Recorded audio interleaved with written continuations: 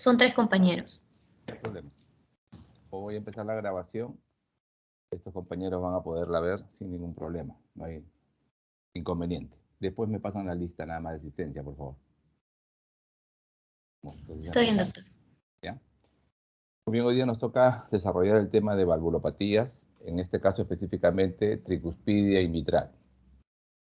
Vamos a empezar con la valvulopatía tricuspidia, pero antes vamos a hacer una revisión, digamos, dirigida a lo que es la parte de semiología, en general, o sea, vamos a revisar rápidamente o muy brevemente todo lo que son los hallazgos de los diferentes tipos de enfermedades que puedan afectar nuestras válvulas. Entonces, voy a colocar aquí nuestro puntero. Ya.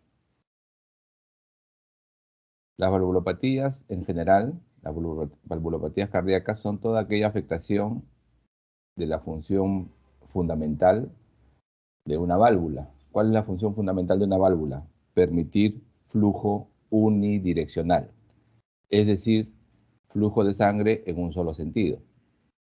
Cuando la sangre circula de una manera normal, cuando la columna sanguínea circula de una manera normal, esta columna siempre trata de avanzar en el sistema cardiovascular, o sea, siempre trata de ir hacia adelante.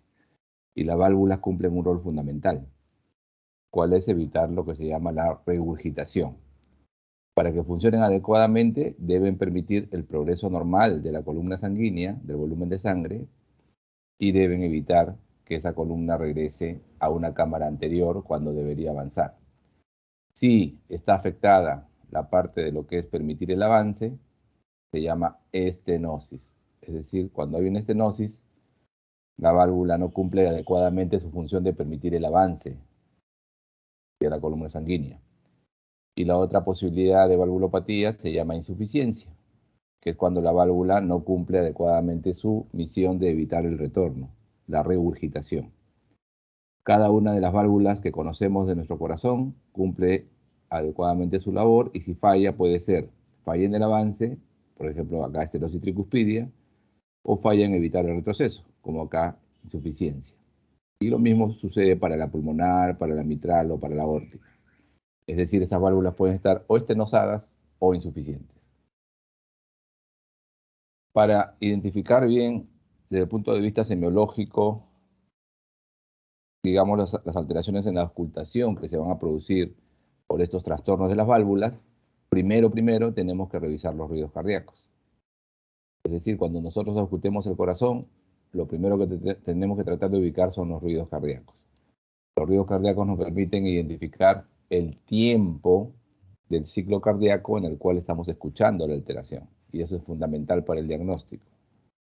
Entonces vamos a revisar de una forma breve lo que es el primer ruido, lo que es el segundo ruido, tercer y cuarto ruido. En algunos pacientes puede haber desdoblamientos que vamos a explicar, y los soplos, que traducen muchas veces alteraciones en el paso de la sangre a través de las cámaras del corazón. Vamos a empezar con el primer ruido cardíaco. Bueno, el primer ruido cardíaco se produce porque las válvulas auriculoventriculares que están situadas entre las aurículas y los ventrículos se cierran. Entonces, el cierre de las válvulas auriculoventriculares. Eso es lo que origina el primer ruido cardíaco. Se va a dar entonces al inicio de la sístole, ¿no? Cuando se comienzan a contraer los ventrículos y las presiones dentro de las cámaras ventriculares superan a las presiones que hay en las aurículas. Entonces, cuando pasa eso, la válvula que la separa se cierra, evitando que la sangre pueda regresar del ventrículo hacia la aurícula respectiva. Ese cierre tiene un orden, ¿ya? Primero se cierra la mitral y luego se cierra la tricúspide.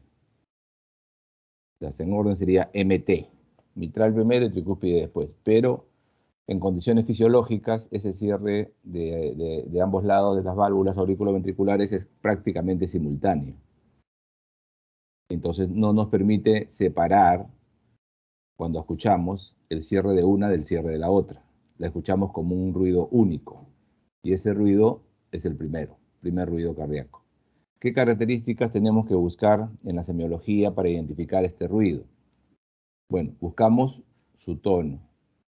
El tono del primer ruido es un tono bajo. Si el primer ruido tiene un tono bajo, eso significa que la forma más adecuada de buscarlo o escucharlo es mediante la campana del estetoscopio. Es con la campana del estetoscopio que vamos a escuchar los sonidos de tono bajo, o sea, de baja frecuencia. Entonces, primero, tratar de ubicarlo con la campana de tu estetoscopio. El timbre es suave y la duración es más larga que lo que se va a escuchar en lo que respecta al segundo ruido. O sea, larga, larga en realidad no es. Se refiere a larga en comparación del segundo ruido. ¿Ya? Por eso dice duración larga. Lo otro que buscamos es el pulso. El pulso. Entonces, a la vez que estamos ocultando, vamos buscando el pulso del paciente, sobre todo el nivel del pulso de la carótida. Palpamos la carótida, ¿no? La arteria carótida está en el cuello. Entonces, vamos a escuchar que el primer ruido es sincrónico con el pulso carotidio. O sea, cuando sintamos que la columna sanguínea nos mueve el dedo, o sea, sentimos la onda de pulso, eso va a coincidir con el primer ruido, con el primer ruido cardíaco. Otra característica del primer ruido es que se escucha después de la pausa larga. ¿Por qué?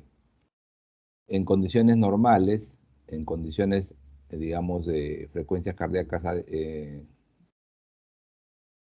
digamos, de frecuencia normal, la sístole, ¿ya? La parte de la contracción, tiene una duración menor que la diástole, más o menos 1/3 a 2/3 en una frecuencia cardíaca normal. Entonces, el primer ruido hemos dicho que se va a producir al inicio de la sístole. Por lo tanto, va a ser al final de la diástole, por lógica, porque solamente hay dos componentes en el ciclo cardíaco, sístole y diástole. Entonces, como se va a producir al inicio de la sístole, es decir, al final de la diástole hemos dicho que tiene una duración proporcionalmente mayor en un ciclo cardíaco normal, eso hace que el primer ruido lo vamos a escuchar después de la distancia mayor, después de la pausa más larga. Dum, dap. Hace un tiempo, otra vez, dum, dap. Dum, dap. Entonces vamos a escucharlo después de la pausa larga que correspondería a la diástole. Entonces es otra forma de diferenciarlo cuando ocultemos. Y también tenemos que ubicar dónde lo vamos a escuchar mejor. Dónde vamos a escuchar mejor el primer ruido, dónde lo vamos a buscar. Se va a percibir mejor este primer ruido en los llamados focos de la punta. Ahí está el foco mitral y el foco tricuspidio. Eso lo vamos a ver luego en la localización auscultatoria. Mientras que el segundo ruido se va a producir por el cierre de las válvulas sigmoideas, la válvula sigmoidea aórtica y la válvula sigmoidea pulmonar. Estas sigmoideas se cierran durante la diástole, porque en la diástole las presiones de las arterias van a superar la presión de los ventrículos. Y la sangre va a tratar de regresar, la sangre trataría de volver al ventrículo por gradiente de presión, pero para eso está la válvula. La válvula impide ese retorno cuando lo cumple adecuadamente. Y eso la cierra. El cierre también tiene un orden. Primero se cierra la sigmoidea aórtica y luego se cierra la sigmoidea pulmonar. AP. Pero como habíamos comentado con ustedes el primer ruido, que es también cierre de mitral y tricuspidia, en el segundo también van juntas prácticamente y no se diferencian auscultatoriamente dos componentes. Se escucha como un ruido único normalmente.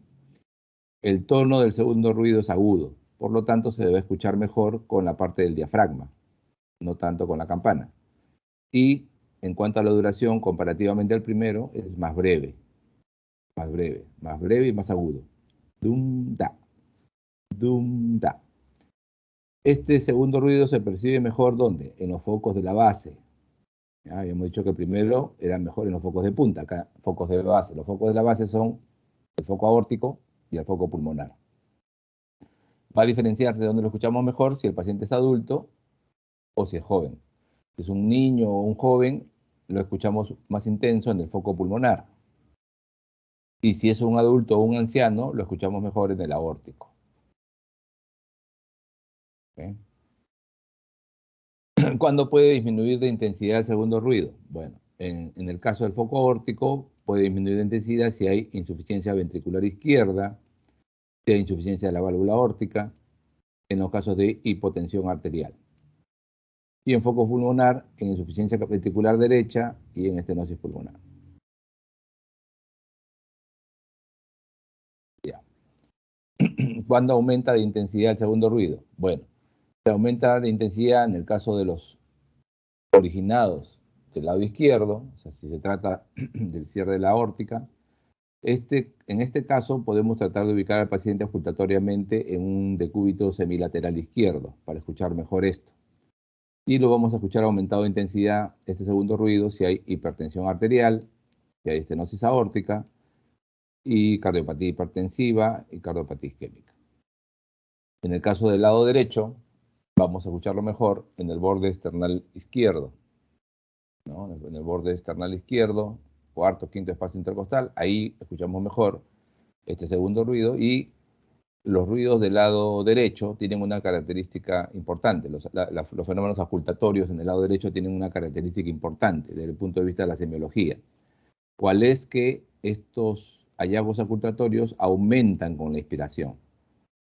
Entonces le decimos al paciente, por favor, señor o señora, tome aire profundamente.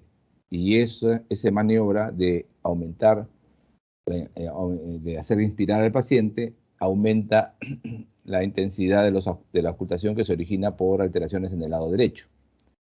Entonces, por ejemplo, en una estenosis pulmonar, en una insuficiencia tricuspidia, etcétera, todos esos hallazgos auscultatorios se van a incrementar si hacemos inspirar al paciente. Esa maniobra de hacer inspirar al paciente se llama la maniobra de Rivera-Carvalho, donde encontramos que incrementa de intensidad el segundo ruido a consecuencia de problemas en el lado derecho, en hipertensión pulmonar y en estenosis de la válvula pulmonar.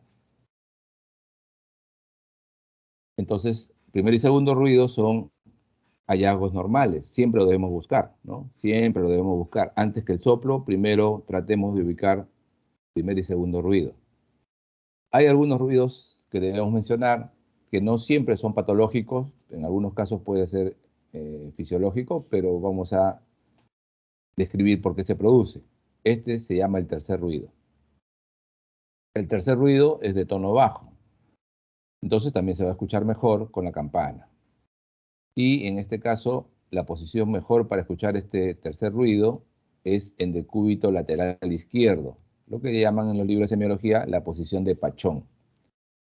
Esta posición permite escucharlo mejor, sobre todo en los espacios intercostales cuarto y quinto, en una maniobra de expiración forzada. Por favor, señor, recuéstese sobre su lado izquierdo y bote todo el aire. Entonces hacemos que el paciente expire forzadamente, bote el aire. Y ahí ponemos en esos focos, ¿no?, que hemos estado comentando, el foco de la punta sobre todo, donde está el pulso ventricular, el foco mitral, ponemos la campana del estetoscopio, porque ahí con eso escuchamos mejor los ruidos de tono bajo, y tratamos de ubicarlo. ¿Por qué se produce el tercer ruido? ¿Por qué se produce el tercer ruido? Bueno, el tercer ruido se va a producir usualmente cuando los ventrículos están sobrecargados de volumen, tanto el derecho como el izquierdo, sobrecargados de volumen. ¿Cuándo se sobrecarga de volumen un ventrículo? Generalmente cuando está en insuficiencia, cuando el ventrículo está cumpliendo inadecuadamente su labor de bomba. ¿Por qué? Porque se recurre, ustedes conocen de la fisiología que ya llevaron, la ley de Frank-Starling. En la ley de Frank-Starling, ustedes saben que a mayor extensión de la fibra, mayor contractilidad. Entonces, se va a retener volumen, se va a retener agua y sodio como mecanismo de compensación. Y los ventrículos van a tener sobrecarga de volumen al inicio de la diástole. Entonces, al inicio de la diástole, las aurículas, que son las cámaras de llenado, tratan de pasarle sangre a los ventrículos, tratan de llenar los ventrículos. Pero como los ventrículos ya están con una sobrecarga de volumen, esta sangre que ingresa va a tener mucha dificultad. Va a tener ya que enfrentar un ventrículo que ya está previamente lleno. Entonces va a entrar con cierta turbulencia la sangre en la fase inicial de la diástole. Y esto va a producir este hallazgo auscultatorio, este sonido del tercer ruido, ¿ya?, que indica, por lo tanto, una insuficiencia cardíaca, ¿no? Una insuficiencia cardíaca. En algunos casos puede escucharse el tercer ruido sin que sea patológico en niños o hasta adolescentes. Y este tercer ruido, entre comillas, fisiológico, digamos que no tiene la implicancia diagnóstica y pronóstica, evidentemente, que tiene en adultos. En adultos, sí, un tercer ruido, como les acabo de explicar, ya indica que el ventrículo o los ventrículos, cualquiera de ellos, tiene problemas, ¿no? Tiene alguna alteración. El cuarto ruido se produce al final de la diástole y responde a un mecanismo por el cual ustedes saben que al final de la diástole, antes que se contraiga el ventrículo, se va a contraer la aurícula, favoreciendo que en la parte final de la diástole haya otra vez un paso de sangre de aurículas a ventrículos, ¿no? Como que mejorando el llenado. Entonces la contracción auricular que antecede a la ventricular produce una gradiente de presión entre aurículo y ventrículo que trata de impulsar más sangre. Y esa sangre que ingresa, cuando el ventrículo ya no puede distenderse, cuando tiene una alteración ya en la parte de distensibilidad, también genera una turbulencia, como que chocara con las paredes, esta sangre con las paredes del ventrículo, generando esta turbulencia. Y este ruido también es un ruido de tono bajo, por lo tanto también se va a percibir mejor con la campana, ¿no? Cuando escuchamos en secuencia el primero, el segundo, el tercero y el cuarto ruido, lo que tenemos es el famoso ritmo de galope. El ritmo de galope se produce cuando escuchamos en secuencias continuas el primero, segundo, tercer y cuarto, ¿no? Sinónimo de insuficiencia cardíaca. Las cámaras cardíacas entonces están separadas por válvulas. Acá tenemos las venas, en este caso las venas cavas, aquí las venas pulmonares, aquí están las aurículas, en este caso la aurícula derecha, acá la aurícula izquierda, y aquí tenemos los ventrículos, ¿no? Ventrículo derecho y ventrículo izquierdo. Entonces, en esta representación tenemos entre las cámaras cardíacas las zonas de las válvulas. Aquí estamos hablando de la sístole, cuando se contraen los ventrículos, ¿ya? Cuando se contraen los ventrículos. Cuando se contraen los ventrículos, la misión de los ventrículos es impulsar la sangre hacia la parte circulatoria, en el lado derecho hacia la circulación pulmonar y en el lado izquierdo hacia la circulación sistémica. Entonces, si las válvulas están bien, pues las válvulas que están separando ventrículos de aurículas, que se llaman auriculoventriculares, mitral y tricúspide, se deberían cerrar. O sea, lo normal debería ser que estén cerradas. Por eso se ha puesto acá el signo como de stop, ¿no? Eso es lo normal. Pero aquí tenemos una condición patológica, que es que esta válvula que está aquí, en la sístole, no ha cerrado, se mantiene abierta. Eso se llama insuficiencia. Por lo tanto, cuando hay una insuficiencia en una válvula que separa ventrículos de aurículas en la sístole, la sangre va a regresar. La sangre va a regresar del ventrículo hacia la aurícula. Y eso va a producir una turbulencia. ¿Okay? Entonces va a haber un movimiento de sangre ahí que genera un soplo de regurgitación. Soplo de regurgitación es cuando la sangre regresa del ventrículo hacia la aurícula en la sístole. Ya, en este caso tricuspidia, porque estamos hablando del lado derecho aquí. Así como puede haber una válvula auriculoventricular que no cerró adecuadamente en la sístole, un soplo en sístola también se puede producir en sístole porque la válvula sigmoidea puede no abrir adecuadamente. En este caso estamos graficando aquí una válvula aórtica, pues estamos acá en el lado izquierdo, más cerrada de lo normal. Lo normal debería ser que tenga una apertura como se ve aquí, que estamos aquí graficando la pulmonar. Entonces aquí vemos como la válvula aórtica como que se hace más estrecha. Entonces si se hace más estrecha, cuando se contrae el ventrículo y expulse la sangre hacia la aorta, va a producir también turbulencia. Entonces el soplo sistólico podría responder a una explicación o a un origen tanto por regurgitación de la válvula auriculoventricular como también por estenosis de una sigmoidea, ¿no? Una estenosis sigmoidea también cuando la sangre trate de pasar a través de la válvula estrecha va a generar turbulencia en la eyección. Es una alteración que dificulte la eyección de la sangre del ventrículo. En diástole, cuando hablemos de la diástole, ¿no? Cuando hablemos de la diástole, bueno, aquí el problema puede ser que las válvulas que están a nivel de la unión ventrículo-arterial, las sigmoideas, una de ellas puede no cerrar adecuadamente. Lo normal es que en la diástole debería estar cerrada, como se ve aquí con el signo del stop. Pero aquí vemos que la válvula está como que abierta. En este caso estamos hablando de la pulmonar. Entonces, en el caso de insuficiencia de la sigmoidea, ¿no? Si hay insuficiencia sigmoidea, se va a producir una regurgitación. La sangre va a regresar de la arteria hacia el ventrículo. Eso se llama regurgitación. ¿Ya? En este caso, regurgitación o insuficiencia pulmonar. Eso va a originar turbulencia en diástole, soplo diastólico. Y la otra causa puede ser que la válvula auriculoventricular no abra adecuadamente. Acá tenemos la válvula mitral aperturada como debería ser, pero notamos que la válvula tricúspide está estrecha. Eso se llama estenosis.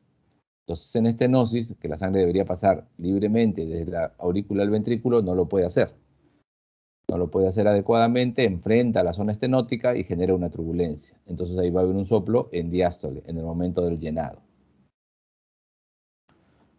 Entonces, ¿qué debemos analizar cuando veamos un soplo? Bueno, en el análisis del soplo tenemos que ver en qué parte del tiempo del ciclo cardíaco se va a producir, o sea, si es sistólico o diastólico, cuál es la relación con los ruidos cardíacos y sus intervalos, cuáles son las áreas de máxima auscultación y propagación, cuáles son las características de la parte acústica, o sea, su intensidad, su tono, su timbre, y el comportamiento de ese soplo en relación con cambios de la posición, o sea, por decirle al paciente que tome una posición de cúbito lateral izquierda, por ejemplo, y también con maniobras, por ejemplo, decirle al paciente, por favor, tome todo el aire que pueda, inspire profundamente. Entonces, ahí tenemos que valorar todos estos componentes para tratar de encontrar qué origina este soplo. Empecemos con el tiempo del ciclo cardíaco en que se produce. Bueno, ustedes saben que el ciclo cardíaco tiene su fase sistólica y su fase diastólica. La sístole empieza con el primer ruido y dura hasta el segundo, ¿no? Hasta que se escuche el segundo ruido. Toda esa fase es sístole. Después del segundo ruido viene la diástole y termina con el siguiente ciclo, con la siguiente sístole. Entonces, cuando hablamos del tiempo en el ciclo cardíaco en que se produce, primero hablemos de soplos en las partes sistólicas, es decir, entre el primer y segundo ruido, esos soplos en sístole. También puede haber soplos después del segundo, ¿no? Que son los soplos diastólicos. Después del segundo ruido, el soplo es diastólico. Otra posibilidad es que el soplo se presente en ambas partes del ciclo, en la sístole y en la diástole. Ese se llama soplo sistodiastólico. Soplo sistodiastólico. Y finalmente puede ser que el soplo abarque desde el primer ruido, pasando por el segundo, hasta el siguiente primer ruido, es decir, ocupe toda la secuencia del ciclo cardíaco. Eso se llama soplo continuo. Soplo continuo.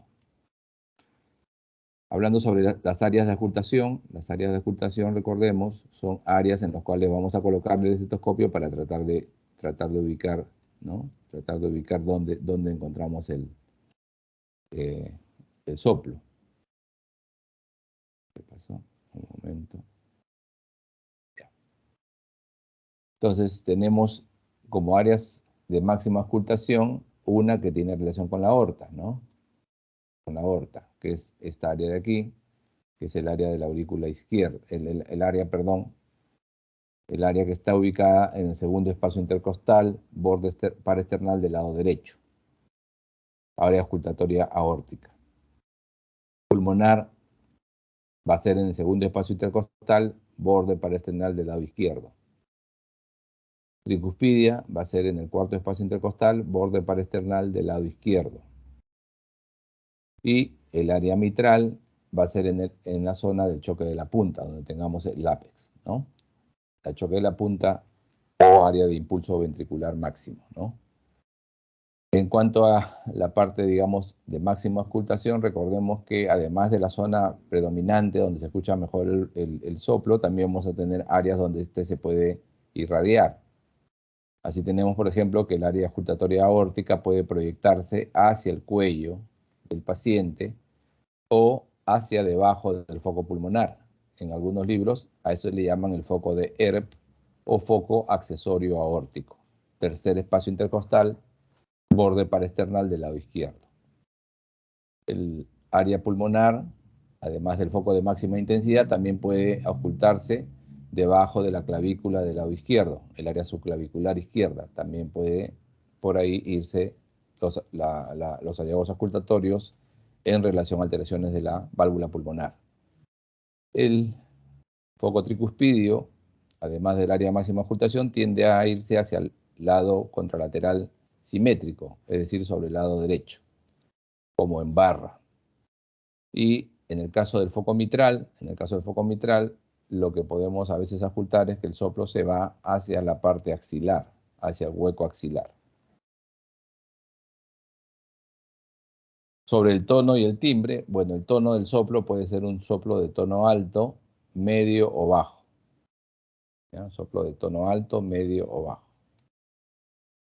El soplo de tono alto es aquel soplo que se escucha con mejor posibilidad con el diafragma. Soplos de tono alto con el diafragma. Hay soplos de tono medio y soplos de tono bajo.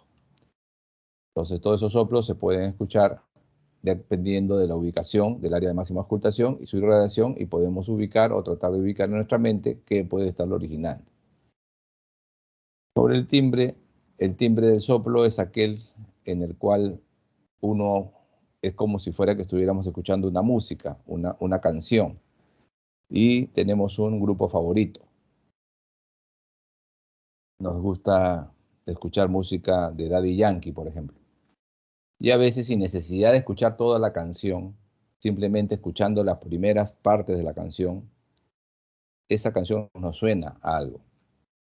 Algo parecido pasa con los soplos. A veces no necesitamos, la verdad, ponernos a discernir demasiado porque ya el timbre nos dice qué soplo es. La característica, ¿no?, del soplo nos dice qué cosa es.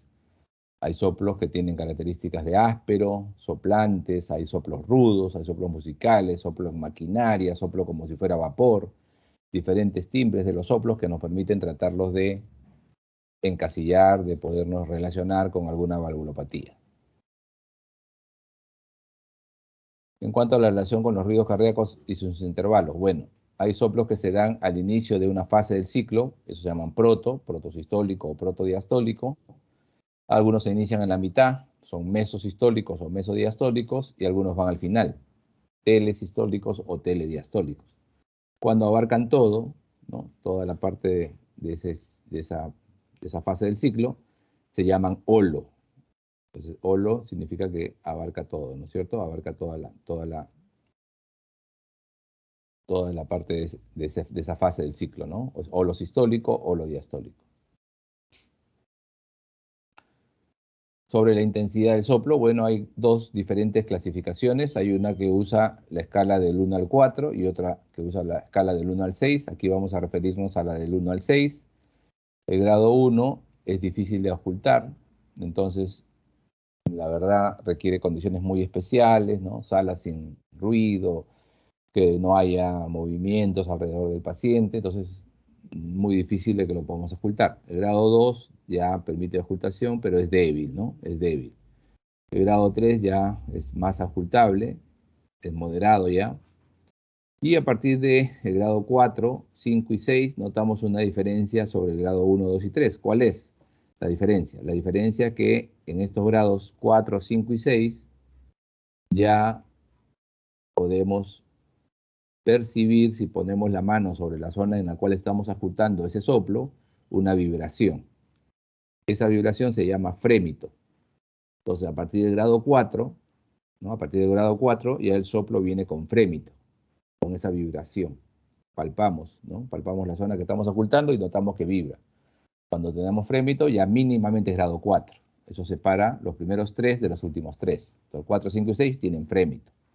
Entonces, grado 4, fuerte con frémito. Grado 5, muy fuerte y con frémito. Y grado 6, prácticamente ya no necesitamos apoyar el estetoscopio sobre el tórax, ¿no? Inclusive a veces el paciente él mismo les dice que siente que algo le sopla. Muy bien. ¿Hasta allí alguna pregunta para pasar a valvulopatía tricuspidia? A ver, yo voy a preguntar. Cuando ustedes no preguntan, yo pregunto. Vamos a ver.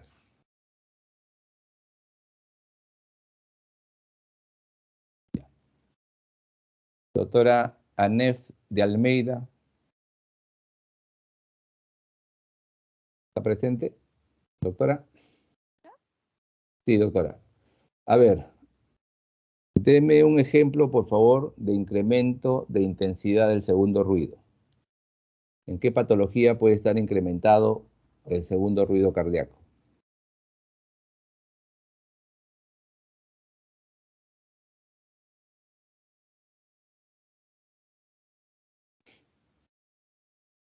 A ver, ¿por qué se produce el segundo ruido, ANEF?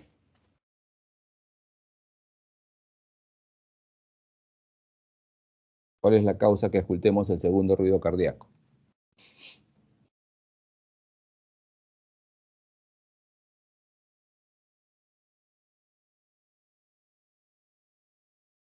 ¿Me escuchas, ANEF?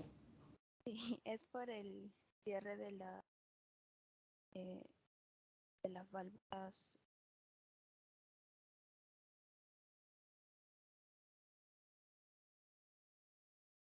Sí, se cierran las válvulas. ¿Cuáles válvulas se cierran? A ver.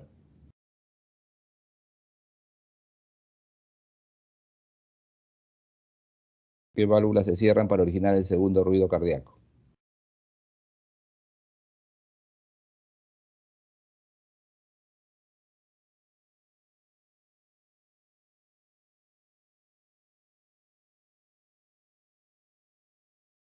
A ver, ANEF, ¿qué válvulas conoces en el corazón? A ver, vamos a empezar desde lo básico.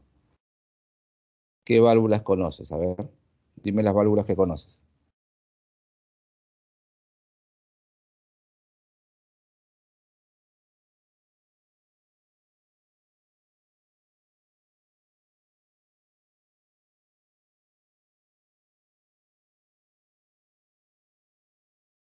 ANEF, ¿me estás escuchando? Sí, me escuchó. A ver, son preguntas bien básicas, ¿ah? Qué válvulas conoces del corazón? A ver, cuéntame. Sí, le había respondido ¿Cuál? A ver. a la bicú, a La bicúspide o mitral, perfecto. Es una de ellas. ¿Cuál más? la tricú, La tricúspide, muy bien. ¿Qué más? a las semilunares. Ajá, las hemolunares, ¿cuáles son?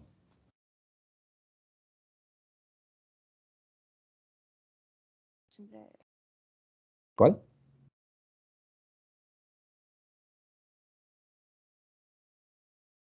Hay semilunares o simoideas, ¿no? Aórtica y pulmonar. Ya, entonces ya me dijiste la bicúspide o mitral, la tricúspide, la aórtica y la pulmonar. Ya, ¿cuál cierre de ellas, de cuáles de ellas originan el segundo ruido?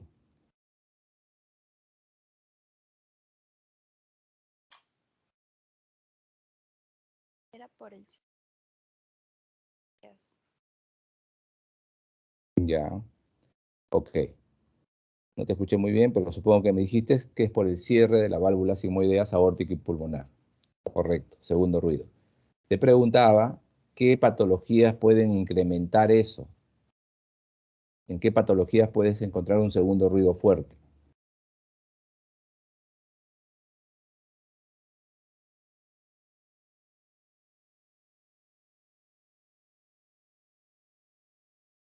A ver, se puede Yanel, ser a ver, por ciencia ¿en cuál? No te escuché bien, Anel. A ver, repíteme.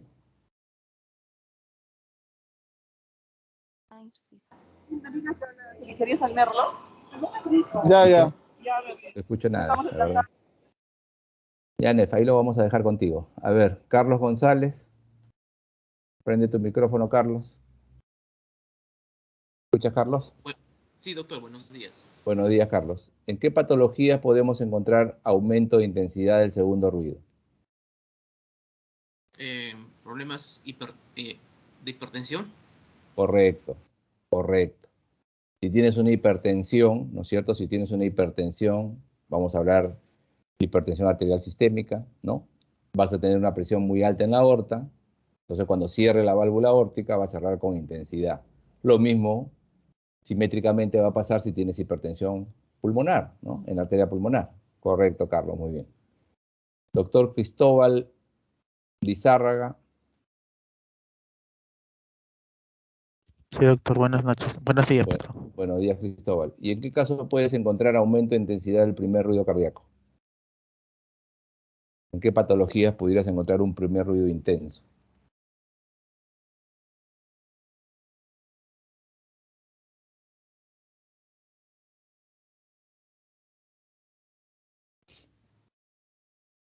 Un primer ruido que te llame la atención. A ver, ¿en qué patología? Primer ruido. ¿En cuál? Perdón. Cuando se inicia la sístole, Claro, muy que ese bien. es lo normal. Cuando se inicia ya, claro. El primer ruido es al inicio de la sístole cuando se cierran las válvulas auriculoventriculares, ¿no? Mitral y tricúspide. ¿Y cuándo podrías encontrar que están cerrando fuerte, ¿no? Que te llame la atención. Un primer ruido intenso.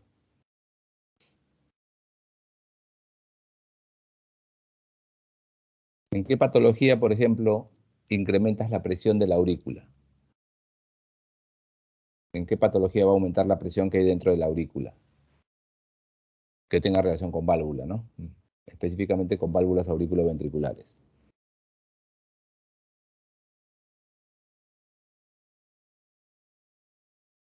¿Una insuficiencia? Ya, bueno, sí puede aumentar la presión en la aurícula por Algunas. sobrecarga de volumen, pero ¿dónde hay sobrecarga de presión, básicamente? Sobrecarga de presión en la aurícula.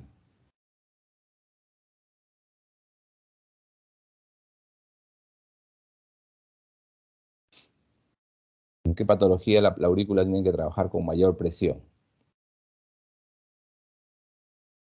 Para vencer algo, a ver, pensemos. ¿En qué patología tengo que trabajar con más presión dentro de mi cámara para ganarle a algo? A ver, alguna patología ahí que nos está afectando la vida. Vamos a ver.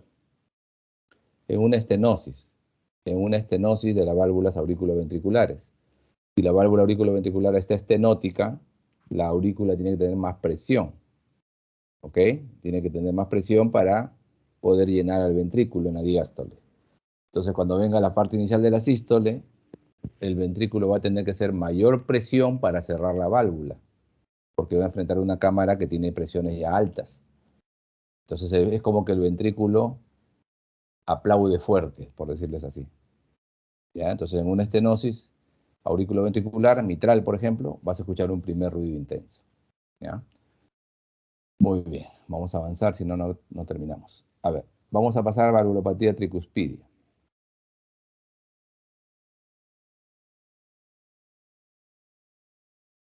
Ya. Bueno, en el caso de la valvulopatía tricuspidia, fundamentalmente tenemos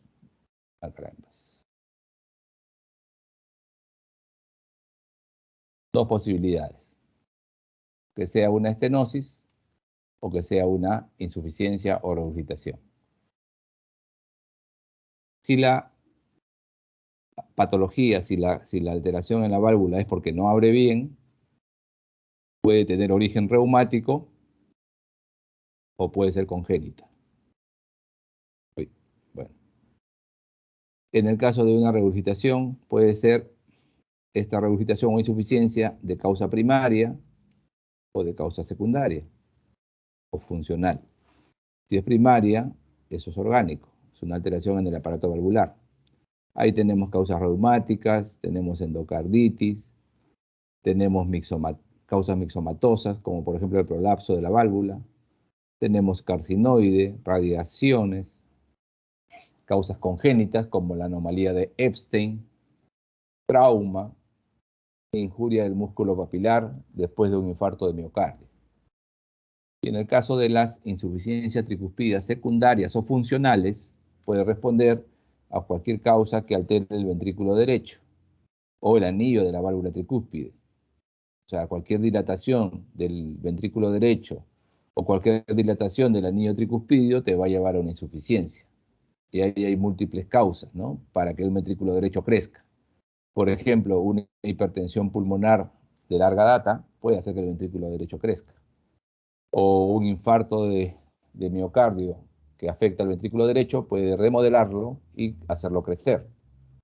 Entonces también ahí hay posibilidad que se dé la insuficiencia tricúspide funcional.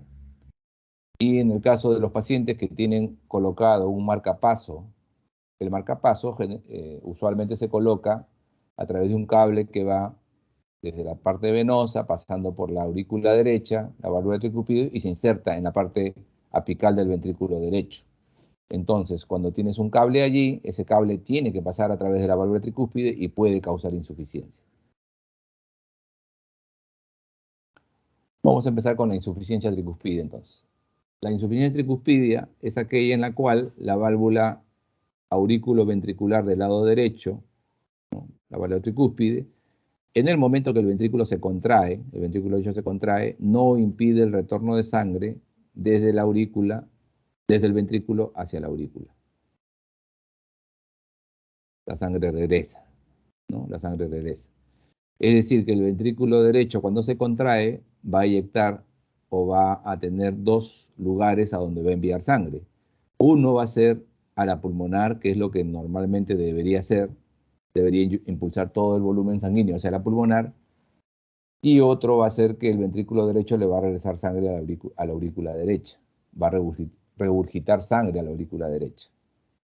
Entonces, es como que el ventrículo derecho se esfuerza para cumplir su labor de impulsar la sangre, pero lamentablemente parte de su energía se pierde, porque parte del volumen, en vez de ir hacia adelante, va a regresar, va a regurgitar.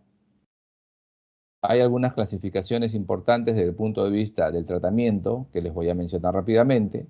Esta clasificación funcional se llama de Carpentier, y hay una insuficiencia de tipo 1 cuando hay un movimiento normal de los velos valvulares, de tipo 2 cuando hay un movimiento incrementado de los velos, es decir, un velo prolapsa hacia la aurícula. Hay un tipo 3A cuando hay un movimiento restringido de los velos valvulares durante las fases diastólicas y sistólicas, está retraída la válvula y deja el hueco. Y en el tipo 3B hay un movimiento restringido de los velos predominantemente durante la fase sistólica, como por ejemplo en una cardiomiopatía hipertrófica. ¿Cuál es la fisiopatología? ¿Cuál es la fisiopatología en este caso? Bueno, si hay insuficiencia tricúspide, ya hemos dicho que regurgita sangre, ¿no es cierto? Regurgita en sístole sangre, ¿hacia dónde? Del ventrículo derecho hacia la aurícula derecha. ¿Esto qué va a dar como consecuencia? Que la aurícula derecha se llena de sangre, se sobrellena de volumen. La aurícula derecha es como que fuera un pequeño abusado, digamos, ¿no? Porque nunca va a poder oponerse a la fuerza del ventrículo derecho. Su masa de cardiomiocitos es menor. Entonces, el ventrículo derecho como que abusa de la derecha, enviándole un gran volumen. Pero es como si fuera que ese niño o esa persona más débil, ese párvulo, se puede vengar del fortachón, porque en la diástole, la aurícula tiene más presión que el ventrículo. Y todo ese volumen extra que el ventrículo le pasó a la aurícula, se la va a regresar. Se lo va a regresar, entonces, en realidad, al final la sobrecarga que se va a dar en este caso de volumen, es en ambas cavidades, tanto en la aurícula derecha como en el ventrículo derecho. Ambas cavidades se van a sobrecargar de volumen. Eso que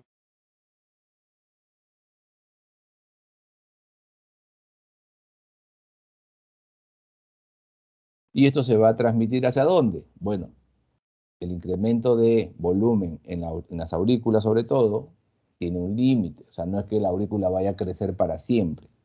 Tiene un límite. Conforme se llena de volumen, también va a aumentar, ¿qué? La presión.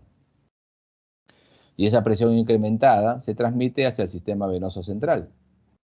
Recordemos que toda la sangre de nuestro cuerpo tiene que regresar vía el sistema venoso, ¿no?, las venas cavas, inferior y superior, hacia la aurícula derecha. Si la aurícula derecha está con presión incrementada, esa presión incrementada dificulta el retorno venoso. Se transmite ese incremento de presión al sistema venoso central. Por lo tanto, va a haber hipertensión venosa sistémica, ¿no?, y va a haber congestión hepática. evidentemente, porque la sangre no va a poder regresar desde las zonas venosas hacia el lado derecho. ¿Cuáles son la clínica? ¿Qué clínica vamos a tener en el caso de esta insuficiencia tricuspidia? Primero podemos tener sensación de pulsaciones en el cuello. ¿Por qué? Porque la sangre al regresar al sistema venoso sistémico, ¿no es cierto?, va a regresar también, evidentemente, o se va a reflejar en toda vena visible. Y en el cuello podemos tener venas visibles, la vena yugular externa. Entonces esa vena yugular externa que estamos viendo en el cuello del paciente puede tener movimiento pulsátil. ¿Ya? ¿Pulsátil por qué? Porque durante la sístole ventricular la sangre va a regresar a la aurícula. Y de ahí se va a pasar al sistema venoso. Entonces se va a ver como que pulsara. Eso se llama onda V prominente del pulso venoso. También puede haber síntomas de insuficiencia cardíaca derecha. ¿Ya? ¿Cuáles son los síntomas de insuficiencia cardíaca derecha? Congestión del hígado, hepatomegalia, también del vaso, esplenomegalia, y si esta se instala de manera más o menos rápida en su evolución clínica, en la semiología va a aparecer dolor por distensión de las cápsulas que rodean estos órganos. La cápsula de Gleason, en el caso del hígado, se puede distender rápidamente y puede dar el hallazgo de un hepato o hepatoesplenomegalia dolorosa.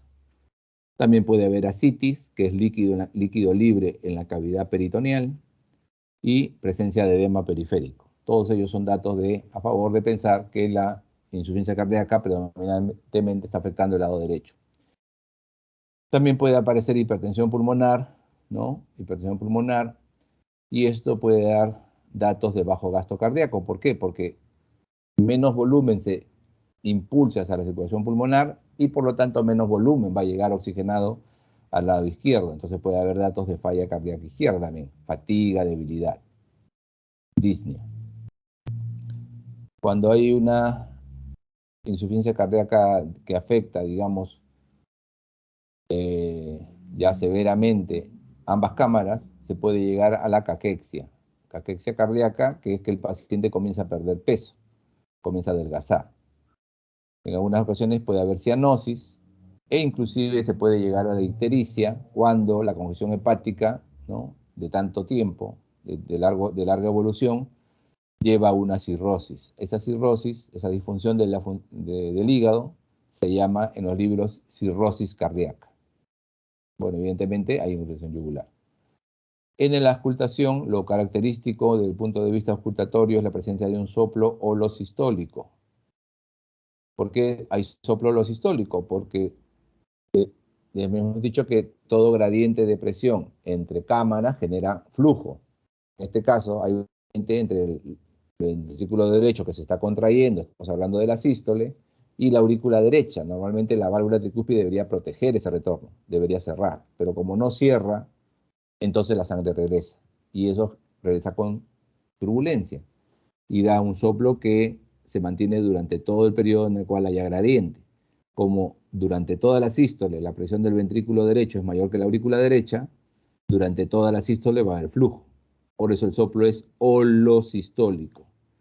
Holosistólico, va desde el primer ruido, ¿no?, desde el primer ruido hasta el segundo ruido. Soplo holosistólico, ocupa toda la sístole. Se va a ocultar mejor en el foco tricuspidio, ¿no?, en el borde external, del lado izquierdo, del área subsifoidea, ahí se va a escuchar mejor.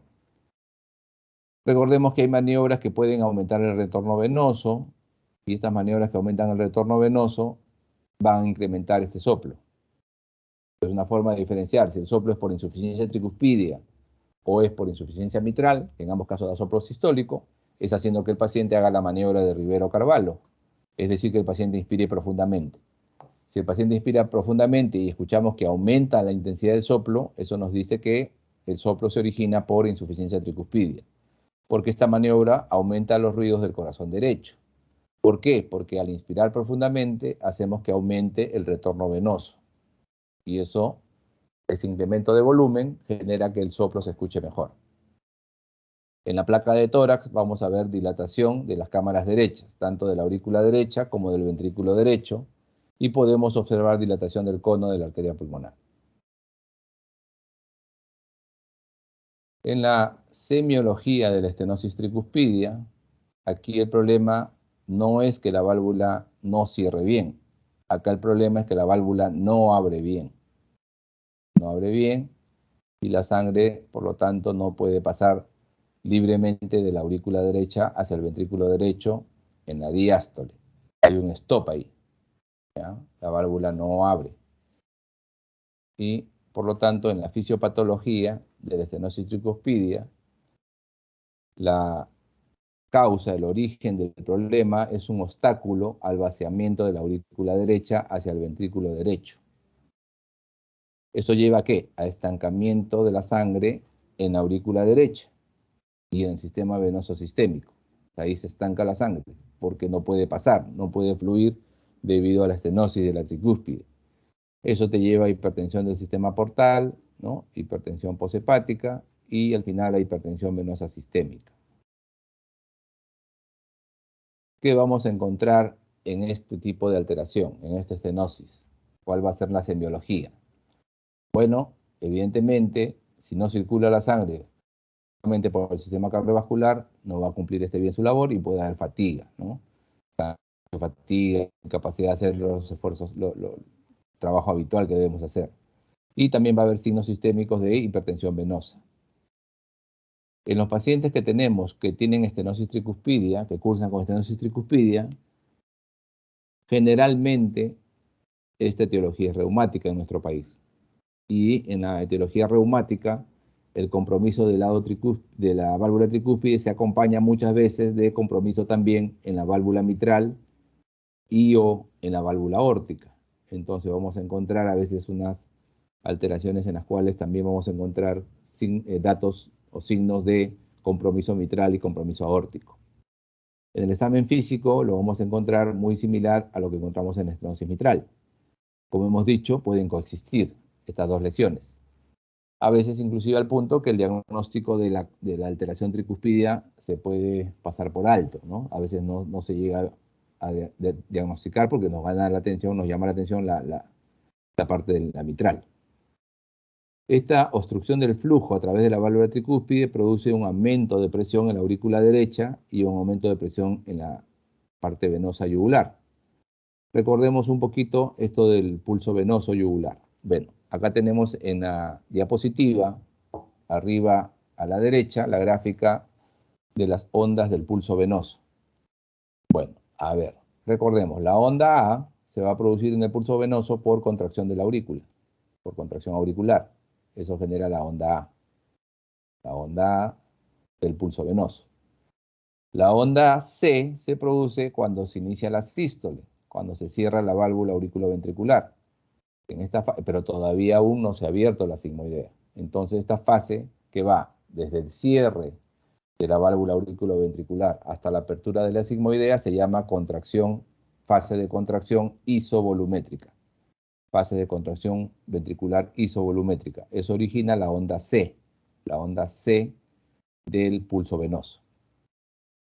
Y la otra onda que hay que recordar es la onda V, que se produce durante la sístole ventricular, porque durante la sístole ventricular se va a llenar la aurícula, es decir, la diástole auricular, el llenado auricular, la sangre que llena la aurícula, se va a dar durante la contracción ventricular. Por eso que lleva aquí esta onda, la nomenclatura de la V, ¿no? De la letra V. Entonces, la ACV es las siglas de estas ondas del pulso venoso yugular. Entre la onda C y la onda B hay un descenso, que aquí en la gráfica lamentablemente no ha salido, pero es el seno X o descenso X. Entre la onda C y la onda B. Este descenso X o seno X representa la relajación de la aurícula. Recordemos, la onda A es la contracción auricular. Entonces tiene que haber una relajación. Eso se ve en el pulso venoso reflejado por el descenso X, que está por aquí más o menos. Y después de la onda mejor dicho, la onda V, hay un descenso más, que es el descenso Y, o seno Y, que es la apertura de la válvula auriculoventricular produciéndose la diástole, ¿no es cierto? La diástole ventricular. Entonces, cuando se abre la válvula auriculoventricular, todo el volumen que se acumuló en la aurícula pasa bruscamente al ventrículo. Eso decae rápidamente la presión en la aurícula y eso produce el descenso Y. Si hay una estenosis de la tricúspide, entonces, si hay una estenosis de la tricúspide, cuando la aurícula derecha se contraiga, va a encontrar que esa válvula, que debería dejarle libremente el paso de sangre desde la aurícula derecha al ventrículo derecho, no se abre. No se abre porque hay una estenosis de la tricúspide. Entonces se contrae la aurícula derecha y la presión que genera la aurícula derecha busca dónde ir, dónde impulsar la sangre. Como no le es fácil impulsar la sangre hacia la aurícula derecha, la impulsa hacia atrás. Y hacia atrás, ¿qué tenemos? Las venas cavas. ¿Ok? Las venas cavas están hacia atrás. Y evidentemente la vena yugular desemboca ahí, desemboca en una rama de la vena cava. Entonces, la onda de pulso, la onda de presión que se generó por la contracción auricular de la aurícula derecha se transmite hacia la zona venosa, el pulso venoso yugular, y genera una onda A muy importante, una onda A grande, una onda A que se hace muy visible. Entonces las pulsaciones venosas yugulares van a mostrar una onda presistólica A prominente. Tan es así que puede confundirse con una pulsación arterial, porque prácticamente coincide casi con la sístole. Hemos dicho que la contracción auricular es inmediatamente antes, unos cuantos milisegundos antes que la contracción ventricular, entonces puede confundirse con una pulsación arterial. También podemos encontrar chasquido de apertura, si la válvula ha sido afectada por una alteración reumática, porque normalmente las válvulas cuando abren no deberían escucharse, solamente deberían escucharse su cierre, pero cuando están afectadas por una enfermedad inflamatoria, como una cardiopatía reumática, entonces pueden, al abrirse, generar ruido. Eso se llama chasquido de apertura. Generalmente este es posterior al chasquido mitral, si estuviera afectada también el lado izquierdo, y se localiza en el borde esternal izquierdo. El soplo característico de una estenosis tricuspidia es un soplo diastólico.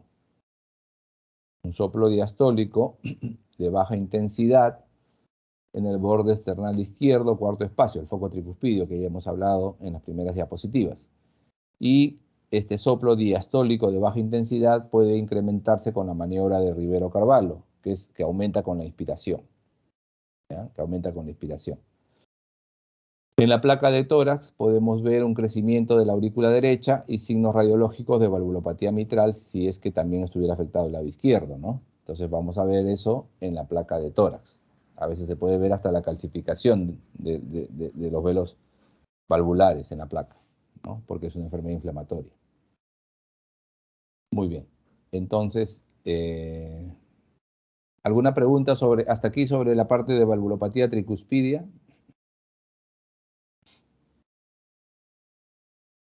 Ya. Son las 9. Vamos a tomar 5 minutos de receso mientras cargo las otras diapositivas de valvulopatía mitral y a las 9:05 nos volvemos a contactar.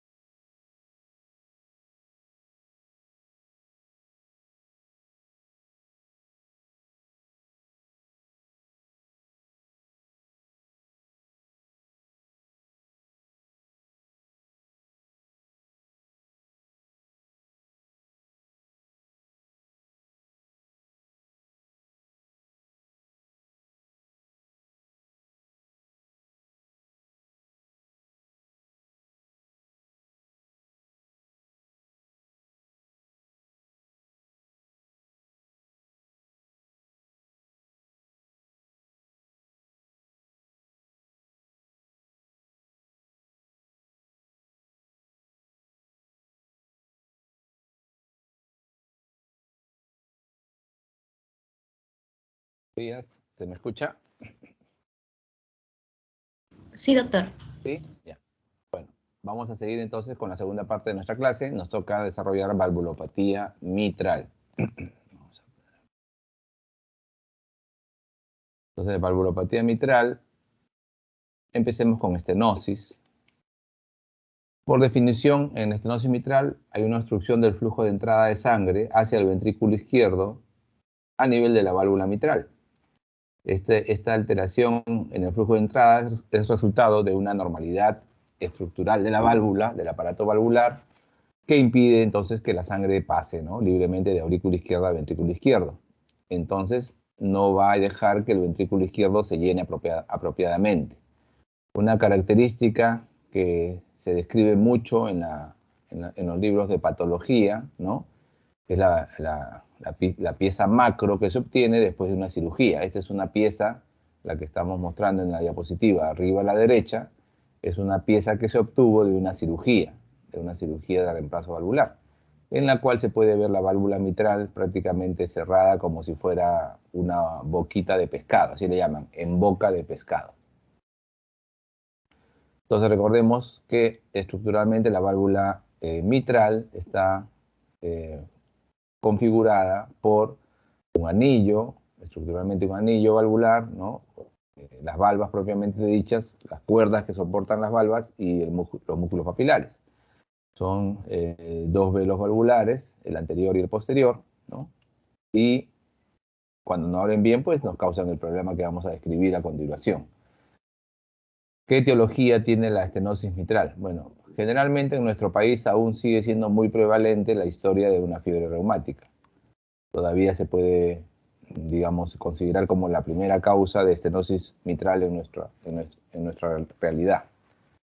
También puede haber causa congénita, pero es rara, ¿no? Se observa sobre todo en lactantes y en niños.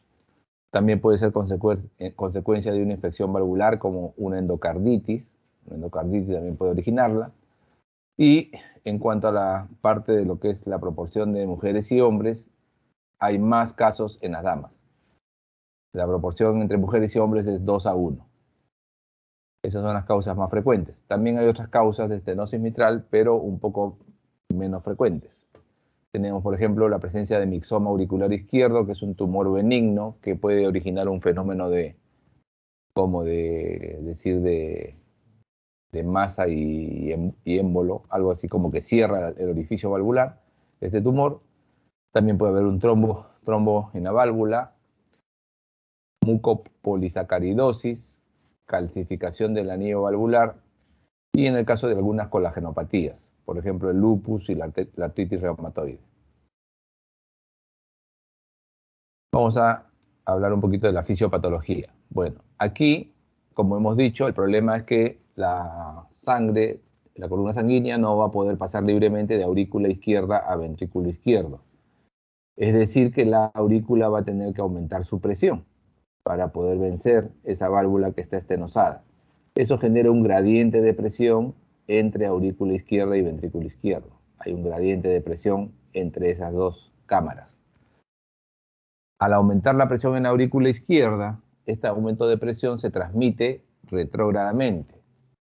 En el sistema cardiovascular, hemos comentado un poquito, todo está en serie. Lo que pasa en una cámara se va a traducir en la siguiente y en la subsiguiente. Entonces, si se incrementa la presión en la aurícula izquierda, se va a incrementar la presión también en las venas pulmonares, las 4 venas pulmonares que deberían regresar sangre libremente de la circulación pulmonar ya oxigenada hacia la aurícula izquierda. Pero como acá la aurícula tiene mucha presión, entonces se incrementa también la presión en esas venas. Eso incrementa la presión en la circulación pulmonar, llevando a lo que se llama hipertensión pulmonar y al final también va a generar presión incrementada en el ventrículo derecho. Entonces, aquí en esta diapositiva vamos a seguir cómo es esta fisiopatología. Entonces, un engrosamiento de los velos, una inflamación de los velos, un acortamiento de las cuerdas, función de las cuerdas, cualquiera de estas alteraciones que se pueden producir por una carditis reumática, va a generar que se produzca una estrechez de la válvula, ¿no? De la válvula. En este caso, el problema está antes del ventrículo. El ventrículo izquierdo es como en este caso un invitado a la fiesta nada más. ¿Por qué? Porque el ventrículo izquierdo no tiene ni sobrecarga de presión ni sobrecarga de volumen. El problema es que no lo llenan bien, más bien. El problema es que la aurícula izquierda no le puede pasar suficiente volumen. Entonces el ventrículo izquierdo puede quedar de un tamaño normal prácticamente, de un tamaño no distendido. La que va a crecer es la aurícula. La aurícula izquierda es la que va a crecer. Esta dilatación de la aurícula va a generar dentro de ella que la sangre se quede como estancada. Eso se llama éstasis. Y en la diapositiva está representada como estas volutas de humo, como si fuera un humo de cigarrillo dentro. La sangre está como arremolinada. Esta circulación alterada de la sangre genera las condiciones para formar trombo. Cuando la sangre no circula, cuando la sangre se queda estancada, puede generar trombo. ¿Ya? Entonces, ¿dónde es la zona de la aurícula izquierda donde la circulación es más lenta? ¿Dónde es que la sangre circula más despacio? La zona anatómica auricular por excelencia, donde se tiende a formar los trombos, es la zona del apéndice auricular u orejuela izquierda. Es en la orejuela izquierda donde se va a notar, donde se va a observar la mayor cantidad de la formación de trombos. Ahí es donde se va a notar. El problema con estos trombos que están en la aurícula o formándose en la aurícula, en la orejuela, es que se pueden desprender. Y al desprenderse pueden pasar por el orificio valvular y salir por la aorta y llegar a cualquier órgano de nuestra economía. Pueden ir al cerebro causando accidente cerebrovascular, pueden ir a la arteria mesentérica causando trombosis de la mesentérica, o sea, fenómenos de cardioembolismo. Así como hemos dicho que la aurícula izquierda se dilata, bueno, esa dilatación, hemos dicho, tiene un límite. Cuando se alcance el límite de dilatación, la presión va a comenzar a incrementarse. Al aumentar la presión de la aurícula izquierda, va a aumentar la presión en venas pulmonares. Eso va a generar que también se traduzca en una hipertensión pulmonar. La circulación pulmonar va a estar sometida a una sobrecarga de presión, lo que lleva a que el ventrículo derecho tenga que impulsar la sangre con mayor intensidad. Es decir, tiene que hipertrofiarse, porque va a haber un incremento de presión ahí que se responde fisiológicamente con el engrosamiento de la pared del ventrículo. Eso se llama hipertrofia ventrículo derecho. La hipertrofia ventrículo derecho va a generar que el ventrículo derecho se torne poco relajable, una relajación alterada o anómala, que va finalmente a dilatar la aurícula derecha y puede inclusive generar insuficiencia tricuspidia. Entonces, lo que pasó o se originó en el lado izquierdo, lo que se inició como un problema eminentemente izquierdo, válvula mitral, termina convirtiéndose también en un problema para el lado derecho, por la característica que hemos comentado de que la circulación es en serie. Entonces, al final, aparecen también datos de insuficiencia cardíaca derecha. ¿Cómo se puede valorar la gravedad o severidad de la estenosis mitral? En realidad, la estenosis mitral es un proceso continuo, entonces definirla por cifras es un poco, digamos, artificial, pero la verdad puede ayudar para el manejo, ¿no? Entonces, ¿cómo podemos cuantificar un poquito la gravedad? Se cuantifica en base a unos datos, tanto hemodinámicos como la historia natural y la evolución de la enfermedad. Entonces, vamos a ver cómo podemos hacerlo a través del método que más fácilmente tenemos a disposición.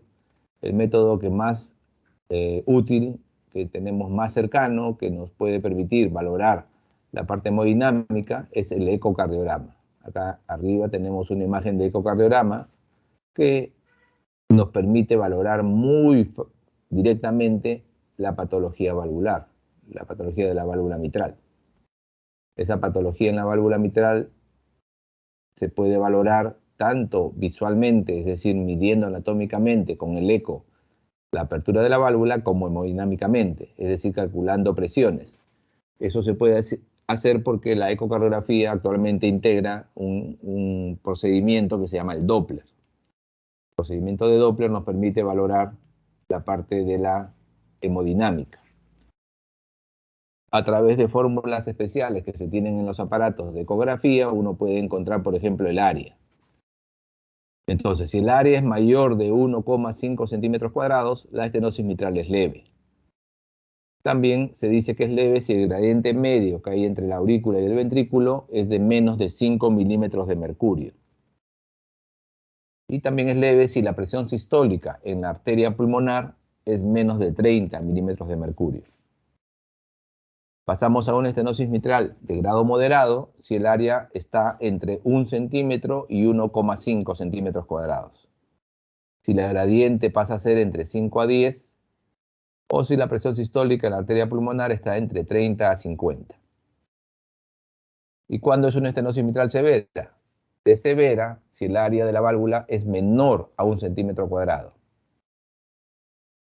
Entonces, si el área es menor de 1 centímetro cuadrado, ya es severo.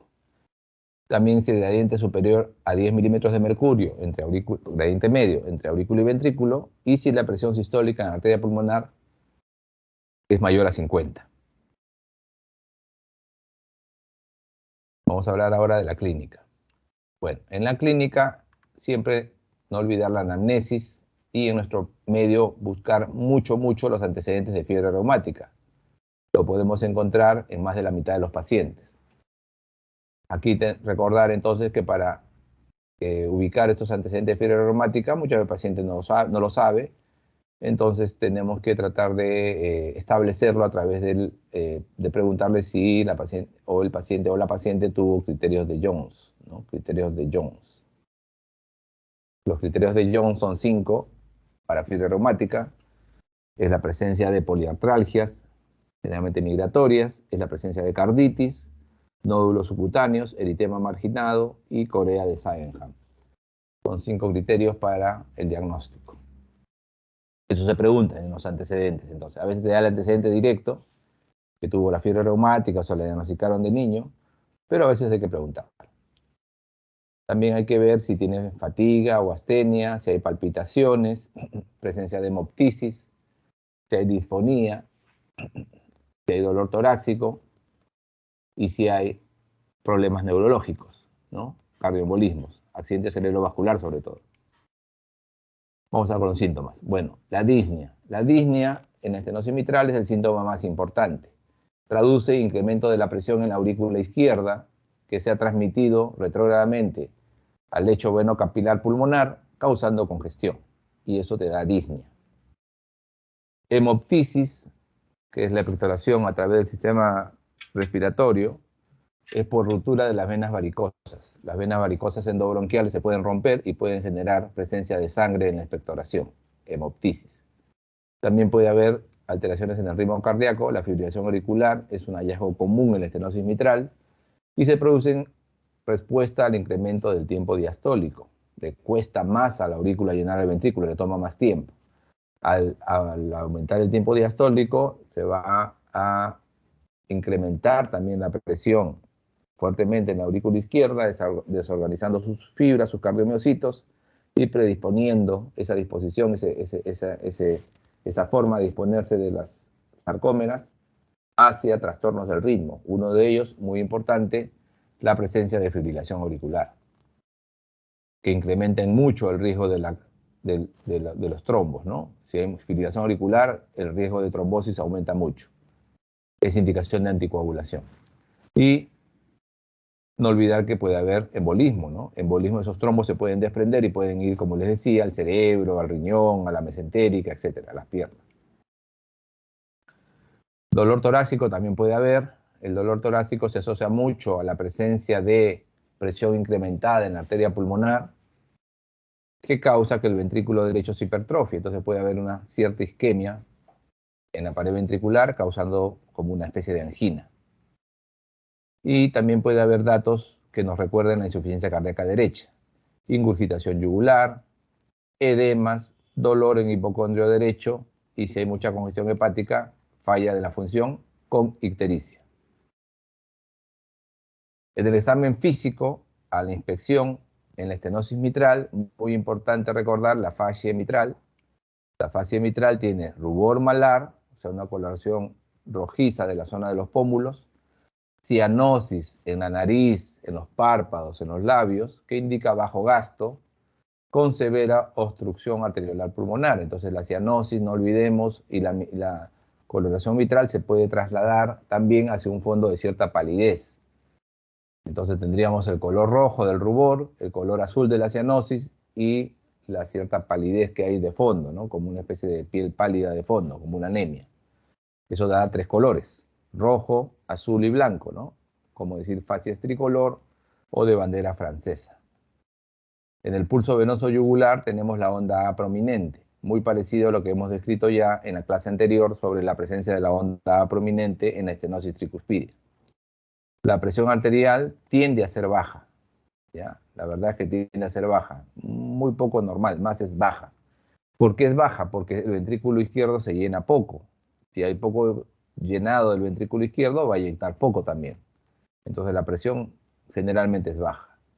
El choque de punta se traslada más bien hacia la zona del lado derecho. O sea, en vez de encontrarlo palpable más fácilmente en la zona de lo que sería el quinto espacio intercostal, línea medio clavicular, que es la zona donde habitualmente ubicamos el impulso ventricular izquierdo, vamos a encontrar más fácilmente palpable el ventrículo derecho. O sea, se va a notar un impulso ventricular derecho, y eso se nota en el reborde esternal izquierdo y en la zona del epigastrio, en la zona del apéndice sifoides. Ahí vamos a notar, colocando la zona de la palma de la mano sobre esa parte, que algo nos impulsa. Sobre todo si la estenosis mitral es moderada severa, vamos a notar este impulso ventricular derecho. Hablábamos de la facie mitral, y les decía que en la facie mitral tenemos justamente el rubor malar, la zona de los pómulos en este caso se notan con ese color enrojecido. Hay una cianosis, ¿no? Una cianosis, un color azulado ahí de la zona perorbitaria, y una palidez aquí, media pálida la piel, ¿no? Palidez. Entonces tenemos el color rojo, ¿no? El rojo, el color azul y el color blanco. Rojo, azul y blanco, como si fueran 3 colores, ¿no? Facies tricolor. En la exploración física, en la palpación, podemos encontrar un frémito diastólico en la zona del foco mitral. ¿Ya? Un frémito diastólico en la zona del foco mitral. Y cuando ocultamos al paciente, vamos a encontrar una secuencia de hallazgos que le llamamos el complejo auscultatorio de la estenosis mitral. Lo primero que vamos a encontrar es un primer ruido aumentado. El primer ruido aumenta de intensidad. Pues no olvidar el primer ruido aumentado en estenosis mitral. Se produce el primer ruido aumentado porque la presión de la aurícula izquierda se incrementó. Entonces le va a costar un poco más al ventrículo izquierdo hacer la fuerza suficiente para cerrar la válvula auriculoventricular. Va a ser un poquito más tardíamente en la curva de aumento de presión del ventrículo. Entonces es como que aplaudes con más intensidad, con más fuerza. El cierre se nota más. El cierre de la válvula genera un primer ruido aumentado. Luego, en el caso de una paciente o paciente varón que tenga estenosis mitral por etiología reumática, la válvula al abrir puede generar un chasquido, un ruido. Normalmente no se escucha su apertura, pero en el caso de una inflamación de una válvula que está calcificada, se puede en la apertura generar ese sonido. Eso se llama chasquido de apertura. En inglés le llaman opening snap. Luego tenemos también, como componente importante del fenómeno auscultatorio de la estenosis mitral, la presencia de los soplos en diástole, que vamos a dividirlo como que en 2 partes. Hay un soplo diastólico en rodamiento, como que va disminuyendo en la diástole, en la fase media, ¿no? En la fase media de la diástole. Y hay un soplo final que es un incremento, hay un aumento del soplo en la parte final. El soplo se incrementa al final. Eso se llama refuerzo presistólico. Refuerzo presistólico. Entonces, si yo les pregunto en el examen cuáles son los componentes auscultatorios en una estenosis mitral, me tienen que decir el primer ruido aumentado, el chasquido de apertura, el soplo diastólico en rodamiento y el refuerzo presistólico. Todo eso tienen los componentes auscultatorios de la estenosis mitral.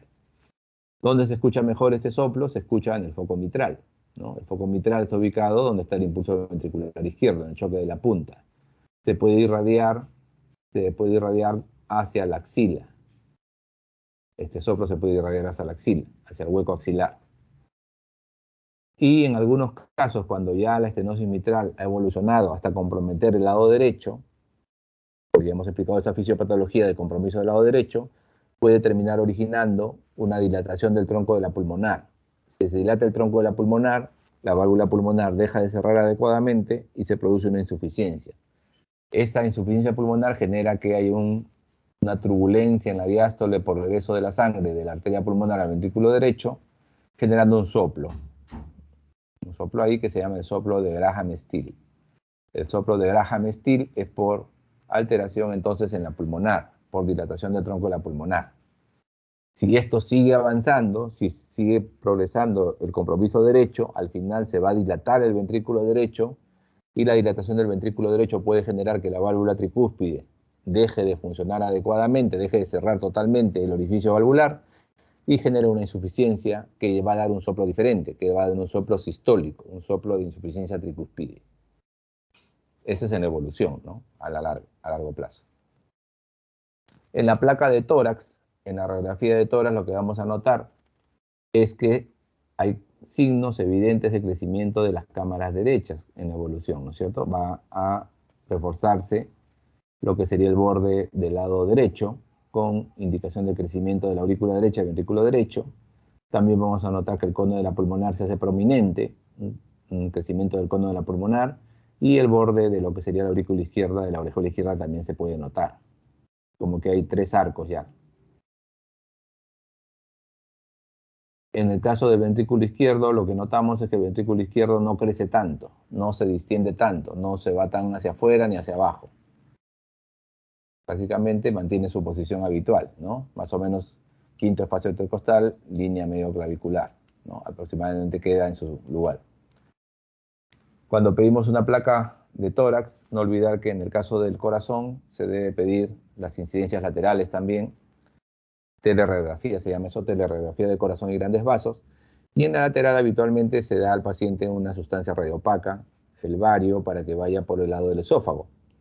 Cuando le damos al paciente esta sustancia, pinta el esófago y ¿qué notamos? Que la aurícula izquierda ha crecido tanto que desplaza o distiende el esófago hacia atrás, lo pega contra la columna, acá está la columna vertebral. Entonces crece tanto la aurícula que al desplazar el esófago hacia atrás va a causar una alteración en el paso del bolo alimenticio. Muchos pacientes se quejan de disfagia, o sea, problemas para poder comer, porque tienen esa obstrucción mecánica, producto del crecimiento tan importante de la aurícula izquierda, que crece hacia atrás, desplazando el esófago. A su vez, este desplazamiento de la aurícula izquierda hacia atrás también puede comprometer un nervio muy importante que se llama el nervio laríngeo recurrente. Y al comprometer este nervio, comprometerlo porque lo comprime, entonces esta alteración del nervio laríngeo recurrente puede ocasionar en el paciente con estenosis mitral cambios en la voz, o una disfonía que el paciente prácticamente a veces no se le puede entender, ¿no? Hablan de una manera como que estuvieran con la garganta inflamada. El electrocardiograma va a mostrar, en el caso de la estenosis mitral, datos a favor del crecimiento de la aurícula izquierda. Dilatación de la aurícula izquierda se puede ver con cambios en la onda P, que se llama la onda P mitral. La onda P es la que está marcada aquí en la primera círculo rojo pequeño.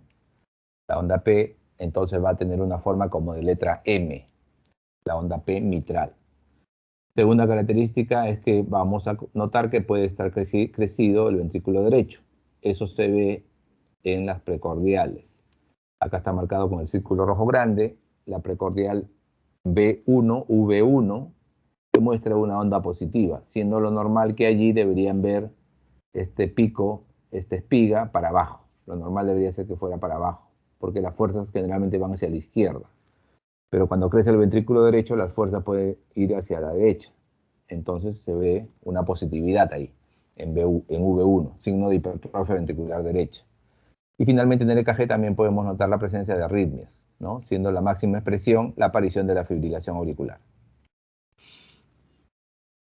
El examen de elección, el examen que nos va a ayudar, el examen que nos va a definir qué debemos hacer, se llama la ecocardiografía.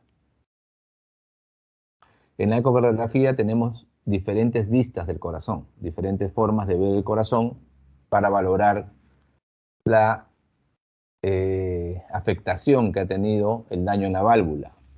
En el caso de esta diapositiva, hacia el lado izquierdo tenemos la vista que se llama paraesternal de eje largo. En la vista paraesternal de eje largo se ve claramente la aurícula izquierda, se ve el ventrículo izquierdo y se ve la aorta. ¿Ok? Entonces vemos aurícula izquierda y aorta. Entonces, es decir, que la sangre pasa de la aurícula izquierda hacia el ventrículo y sale por la aorta. Así discurre la sangre. Pero en este caso, ¿qué notamos? Notamos que la válvula mitral que está aquí, el aparato valvular, está distorsionado.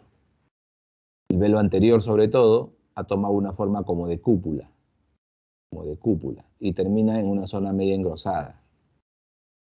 Esta imagen le llaman en los libros imagen en palo de stick, que es el palo que se usa en el hockey para impulsar la teja, ¿no? Para que los jugadores puedan llevar la teja hacia el gol. Entonces le llaman así en los libros, en palo de stick. Y esta alteración en la válvula, ¿qué es lo que ha generado? Lo que ha generado es que esta aurícula, la aurícula izquierda me refiero, la aurícula izquierda, normalmente tiene un tamaño, un diámetro de medición, que es muy similar proporcionalmente al de la aorta. Debería ser muy parecido. Pero aquí que notamos que este diámetro excede en varias veces al diámetro de la aorta. Esto indica que hay una severa dilatación de la aurícula izquierda. La aurícula izquierda está muy grande, muy dilatada. Ha crecido mucho la aurícula izquierda, producto de esa estenosis. En este mismo paciente, lo que se ha hecho ahora, en esta misma imagen de ecocardiografía, es girar el corte para hacer un corte justo a nivel de la válvula. Hemos cortado ya, no en el sentido paraesternal, sino en el sentido de eje corto, por aquí, por el lado de la válvula. Es decir, estamos viendo la válvula como si la viéramos por encima. Y podemos ver el orificio valvular y ponerle, digamos, como decir, bordes, puntos por los bordes, ¿no? Bordear todo el orificio, seguirlo. Y la máquina tiene un software. El software de la máquina permite transformar esos puntitos que hemos, digamos, mapeado por todo el borde de la apertura valvular y transformarlo en una medición, en un área de válvula, ¿no? En un área que lo hace la computadora de la máquina. Ahí dice que el área de la válvula mitral está en este caso en 0.9, ¿no? 0.9 centímetros. Es decir, esto es una estenosis mitral severa. Si recuerdan la diapositiva donde hablábamos de la gravedad, dijimos que si la estenosis mitral es el área, me refiero, de la válvula, es menor a 1 centímetro, es severa, ¿no? Y en este caso estamos hablando de un área de 0.9.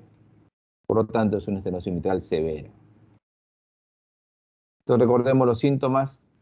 Puede haber disnea, palpitaciones, puede haber edema, ortopnea, hemoptisis, disnea paroxística nocturna.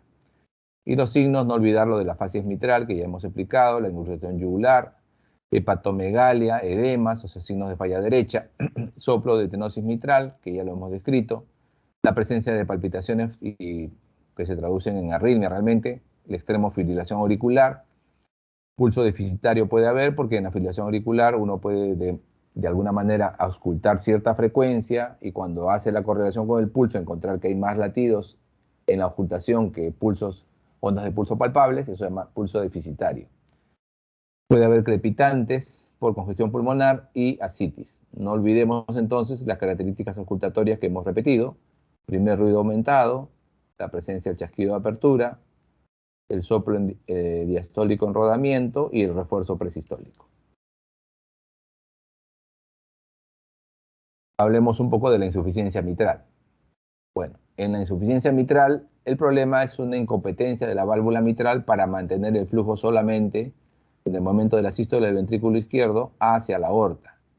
En el caso de la insuficiencia mitral, la válvula incompetente que no cumple bien su función permite la regurgitación de sangre del ventrículo hacia la aurícula.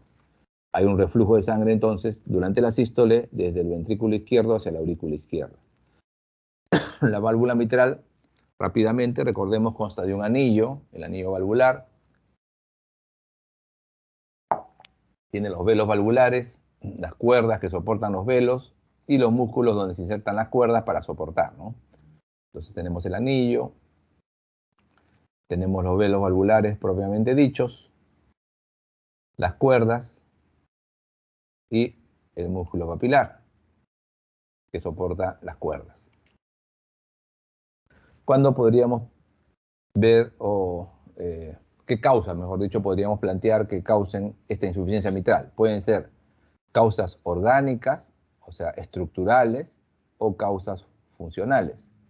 Dentro de las principales causas orgánicas o anatómicas tenemos cambios mixomatosos, es el principal, que es el prolapso de la válvula mitral, la cardiopatía reumática, la endocarditis infecciosa, la ruptura de las cuerdas tendíneas, la enfermedad vascular de colágeno, calcificación del anillo mitral, traumas. Y como etiologías para la insuficiencia mitral funcional, tendríamos la isquemia miocárdica, que causa disfunción del músculo papilar, perdiendo un poco el soporte de la válvula. Si se isquemiza este músculo papilar, deja de soportar el aparato valvular. Entonces, un infarto, por ejemplo, se puede ver. También puede alterarse en una miocardiopatía hipertrófica, en una cardiopatía dilatada, en una dilatación de la aurícula izquierda. ¿Cuál es la fisiopatología? Bueno, en este caso vamos a diferenciar si es agudo o si es crónica. Aguda es aquella insuficiencia mitral que se presenta repentinamente, muy rápidamente, en horas, ¿no? En muy poco tiempo. Por ejemplo, se puede ver si hay un infarto agudo de miocardio que compromete las cuerdas tendinosas o la musculatura papilar, o que rompe la cuerda o que rompe el músculo. Entonces, si rompe la cuerda o rompe el músculo, el velo valvular queda como sin soporte. Y entra en la ecografía a verse como si fuera una bandera, así le llaman, ¿no? Válvula mitral en bandera, en flag. Entonces, esto da una sobrecarga de volumen que compromete ambas cámaras, tanto el ventrículo como la aurícula. A nivel ventricular, cada contracción del ventrículo debe bombear ahora sangre hacia la aorta, ¿no es cierto?, que es el volumen que nos interesa, que es el volumen de eyección efectivo, que es el volumen de eyección antrógrado, y parte de la sangre va a ir hacia atrás. Ese es el que no nos sirve, es el volumen de eyección retrógrado, ¿no? La fracción regurgitante, eso va hacia la aurícula izquierda. Por lo tanto, al final, la conclusión es que de la contracción ventricular, de la eyección ventricular, como una parte se pierde hacia la aurícula, la fracción expulsada hacia la aorta va a ser menor. Es decir, el gasto cardíaco va a caer. En lo que respecta a la aurícula izquierda, la sobrecarga de volumen encuentra una aurícula que todavía está pequeña. No ha habido tiempo, porque es agudo, no ha habido tiempo de dilatarse. Entonces, este volumen que sobrecarga la aurícula, no solamente la sobrecarga de volumen, sino también la sobrecarga de presión. De sobrecarga de volumen y sobrecarga de presión. ¿Y esa presión hacia dónde va? El aumento de presión va hacia atrás, inhibiendo el drenaje de sangre desde los pulmones a través de las venas pulmonares, causando al final congestión pulmonar, ¿no? O edema pulmonar inclusive. Si hablamos de una insuficiencia mitral crónica compensada, es aquella insuficiencia mitral que se desarrolla ya no en días o en horas, sino en meses o años, o sea, a largo plazo. Por lo tanto, bueno, también puede llegarse a ella porque un paciente que estuvo en agudo fue manejado médicamente y se compensó, ¿no? Por ambos casos, en ambas vías se llega a la fase crónica compensada. En el ventrículo izquierdo y en la aurícula izquierda va a haber estas compensaciones. En el lado del ventrículo izquierdo lo que va a suceder es que va a haber una hipertrofia excéntrica. Esta hipertrofia excéntrica permite una adaptación a la sobrecarga de volumen. En la hipertrofia excéntrica hay un aumento del volumen diastólico, pero que se acompaña también de hipertrofia, es decir, de un aumento del grosor de la pared ventricular. Entonces, aumenta volumen de diástole, pero también aumenta la masa, aumenta la pared ventricular. Por lo tanto, aumenta el volumen de eyección, o sea, el ventrículo va a ser capaz de eyectar más sangre. Y aunque una parte se va hacia la aurícula izquierda, o sea, una parte se pierde porque regurgita, Sin embargo, es suficiente lo que puede expulsar ese ventrículo para alcanzar en la aorta un valor casi normal. Es decir, el gasto cardíaco se comienza a compensar, comienza a haber un volumen más adecuado de gasto anterógrado hacia la aorta. A nivel de la aurícula izquierda se va a dilatar, va a poder ya tomarse el tiempo para dilatarse, cosa que no tuvo ese tiempo cuando fue agudo. En la insuficiencia mitral aguda la aurícula está pequeña, y como está pequeña la presión se incrementa sumamente rápido, y al incrementarse sumamente rápido da el edema agudo de pulmón. En el caso de una insuficiencia mitral crónica compensada, es un proceso largo, de varios meses o años, que permite que progresivamente la aurícula se vaya dilatando.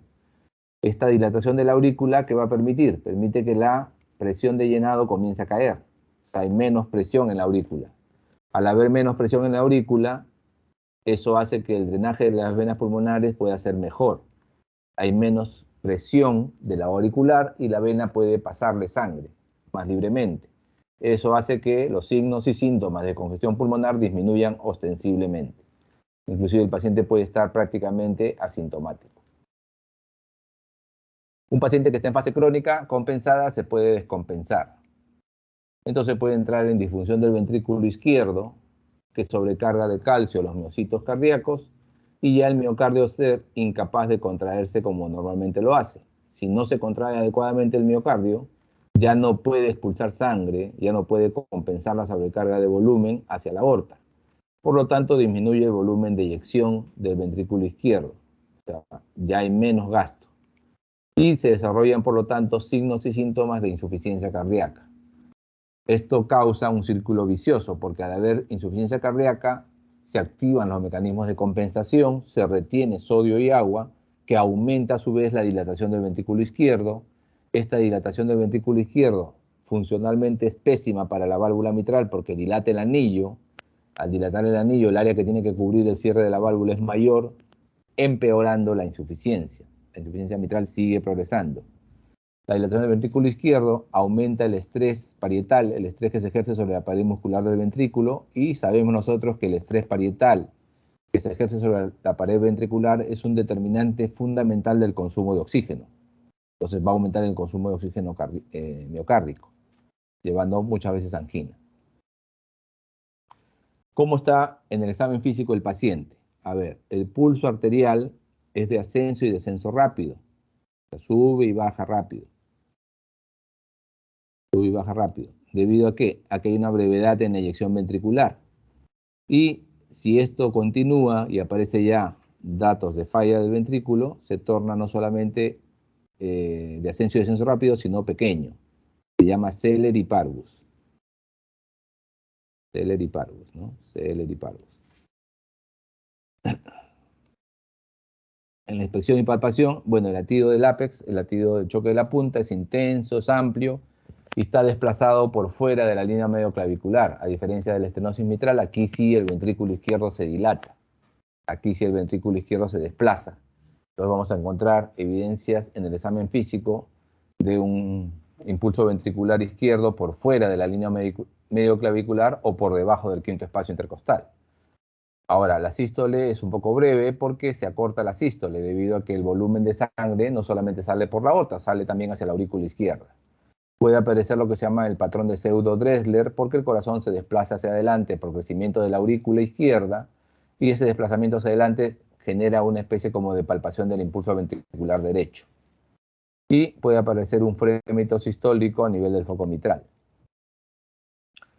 En la ocultación cardíaca el primer ruido es normal en las formas leves a moderadas, pero puede estar disminuido o oculto inclusive por el soplo en las formas graves. El segundo ruido aquí puede cursar con un desdoblamiento.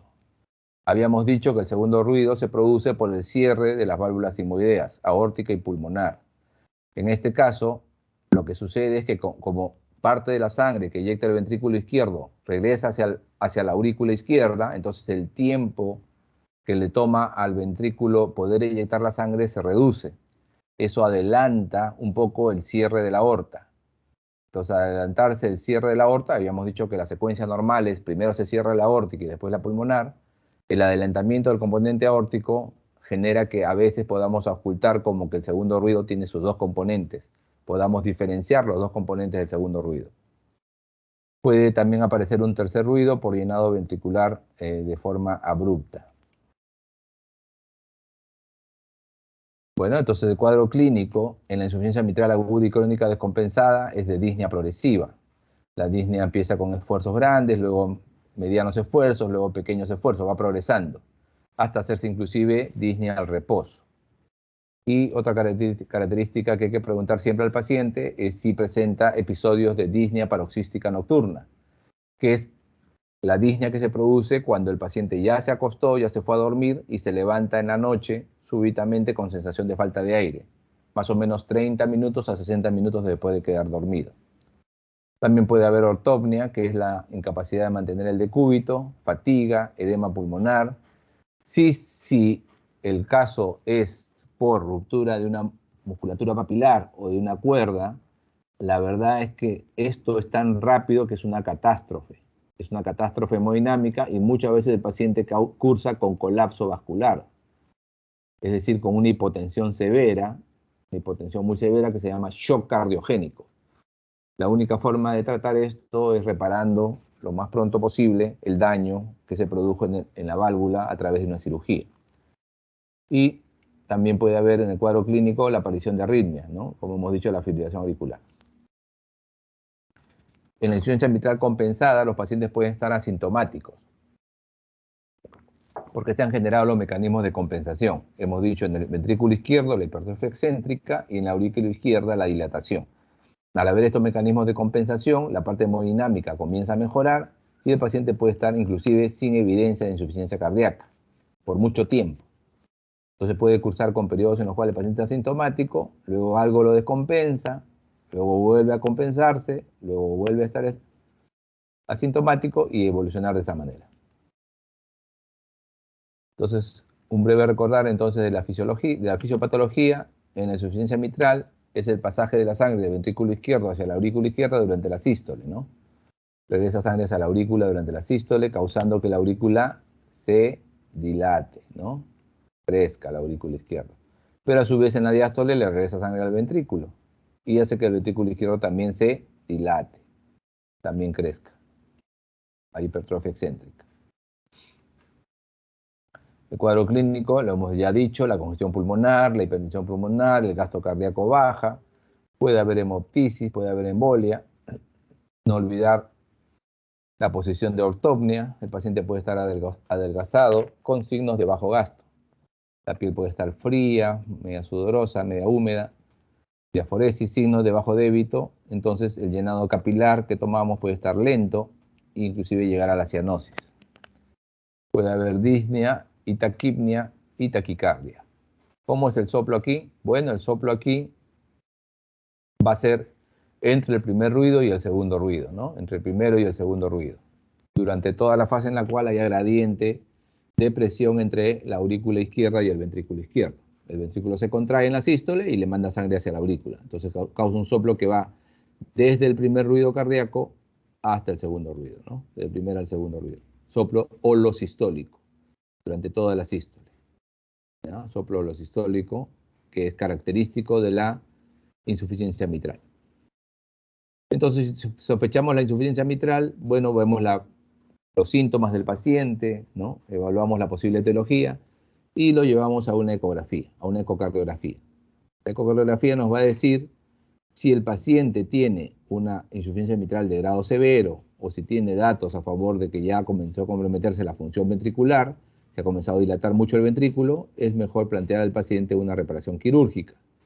Si no tiene esa evolución, puede hacerse un seguimiento, citando al paciente cada 6 meses o cada año para hacer ecografías periódicas de seguimiento.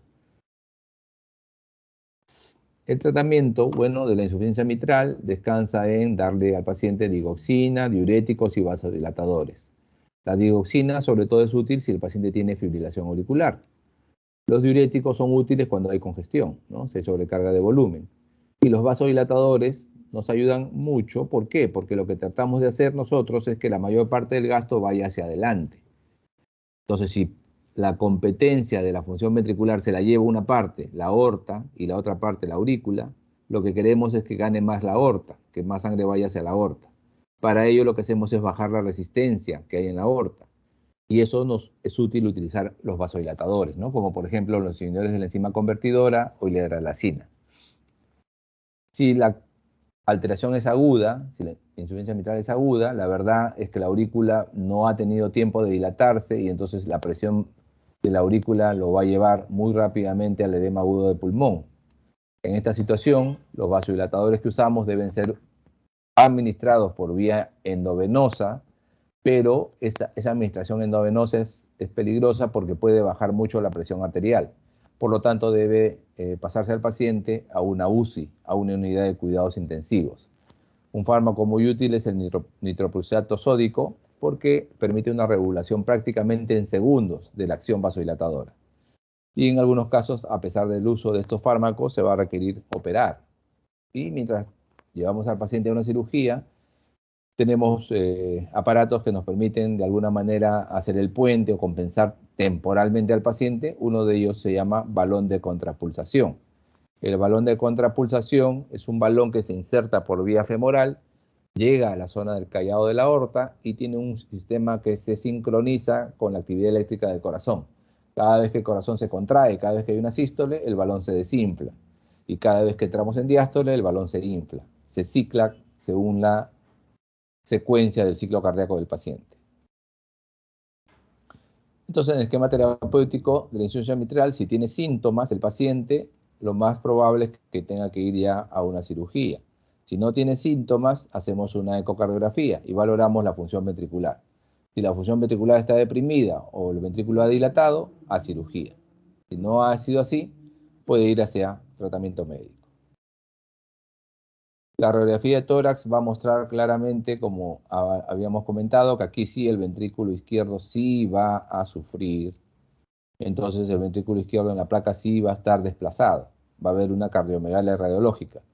Recordemos que la cardiomegalia radiológica se hace efectuando lo que se llama el índice cardiotorácico. Para hacer el índice cardiotorácico trazamos la línea por la zona media de la imagen cardíaca, trazamos la imagen que más se acerque al borde del lado derecho y al borde del lado izquierdo, sumamos esas mediciones y tomamos una medición que va a lo largo de toda la pared costal. Entonces simplemente hacemos la proporción. Consideramos todo el grosor, todo el diámetro de la pared costal como la unidad y lo dividimos, ¿no? Lo ponemos como el denominador y el numerador va a ser la suma de estas mediciones que hemos dicho de las imágenes del corazón. Si este supera más de 0.5 es un índice cardiotorácico incrementado, ¿no? Más de 0.5 es un índice incrementado e indica cardiomegalia radiológica. El electrocardiograma nos es útil porque nos permite ver signos de hipertrofia ventricular, ¿no? La hipertrofia ventricular sobre todo se ve en el tamaño de las ondas del QRS. Entonces, generalmente una forma muy fácil de ver si hay hipertrofia ventricular es viendo solamente las precordiales V1 y V6. Si V1 tiene negatividades profundas y V6 tiene positividades altas, es un dato muy a favor de hipertrofia ventricular, ¿ya? Entonces uno simplemente suma cuántos cuadraditos tiene esta negatividad y cuántos cuadraditos tiene esta positividad y lo suma, ¿no? La suma de ellos tiene que tener un valor, el índice se llama índice Koloff y no debe ser más de 35 milímetros, la suma de estas ondas que les acabo de explicar, ¿no? La negatividad de B1 más la positividad de B6 o B5 también en algunos libros lo consideran, ¿no? El examen complementario de elección para valorar este problema de insuficiencia mitral es la ecocardiografía. Acá tenemos una gráfica de una ecocardiografía tomada desde la vista apical. Se llama vista apical de 4 cámaras, ¿ya? Entonces aquí tenemos las cámaras ventriculares pegadas al transductor. El transductor está acá de sonido. Y tenemos los ventrículos pegados hacia el transductor, como si fuera un triángulo de sonido, ¿no? Un triángulo, una vista ampliada. Y tenemos los ventrículos arriba y las aurículas abajo. Normalmente el flujo de sangre debería ir de la aurícula hacia el ventrículo y salir por la aorta. Ese debe ser el flujo normal. El Doppler de color permite valorar ese flujo. todo aquel flujo que vaya hacia el transductor, se dirija hacia el transductor, nos da una coloración roja. Y todo flujo que se aleje del transductor nos da una coloración azul. Acá tenemos en esta vista del lado derecho de la diapositiva una imagen de la aurícula izquierda que está aquí, donde tenemos un color rojo acá, que indica el flujo que va hacia el ventrículo, y en el ventrículo tenemos un flujo azul, que indica que el ventrículo se está contrayendo y está expulsando la sangre hacia la aorta. Pero, además de esos dos colores, rojo y azul, tenemos aquí en esta vista una especie como de mosaico de color, como una especie de mancha, ¿no? De varios colores.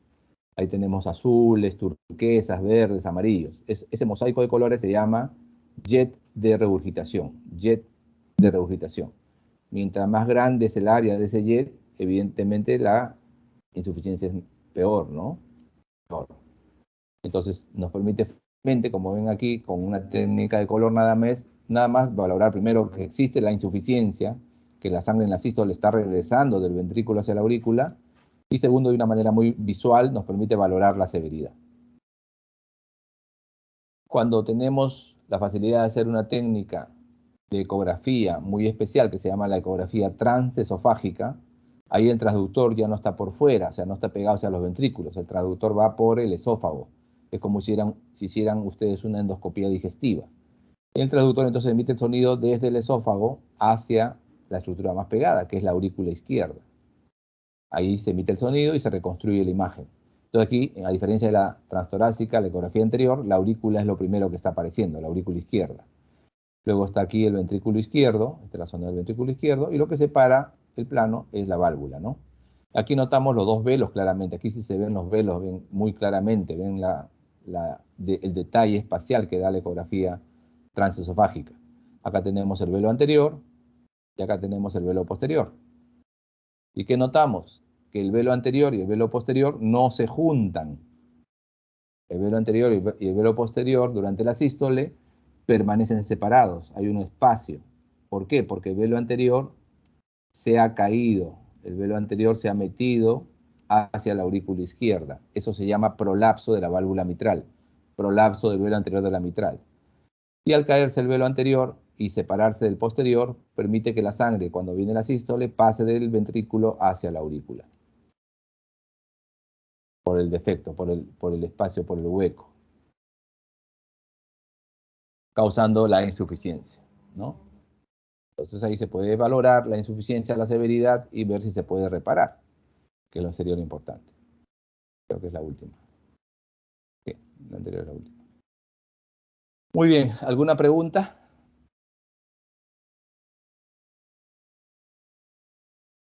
A ver, ¿pudieron llegar los alumnos del doctor Armendáriz?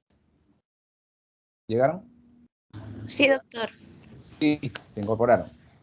Perfecto. Entonces, por ahorita me pasas la lista, ¿ya?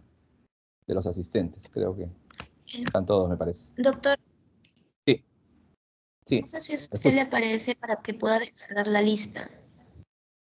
Ah, ya, aquí voy a ver entonces. Voy a ver Sí, para doctor. descargar yo mismo la lista. Ya, yo mismo voy a descargar la lista de asistencia. Gracias. Listo. Muy bien, con mi grupo de práctica son las 10. Nos vamos a reunir a las 10:10, ¿ya? 10:10. Vamos a tomar un poquito de agua. 10:10 nos reunimos para la práctica. Doctor, una consulta. Team grupal. Sí. Sí. Doctor, el examen que vamos a tener, pues, va a durar más o menos cuánto tiempo, ya que el doctor Salazar ha programado su teoría a las 11. ¿Ah, sí? Ya lo voy a hacer corto, Sí. no se preocupen. Va a ser un examen cortito. Lo voy a hacer corto. Gracias. Pero de todas maneras tienen que dar el examen hoy día. Listo, nos reunimos 10:10 y me despido del resto del grupo y ya yo bajo la lista de asistencia. ¿Alguna pregunta sobre lo que hemos desarrollado? ¿Algo?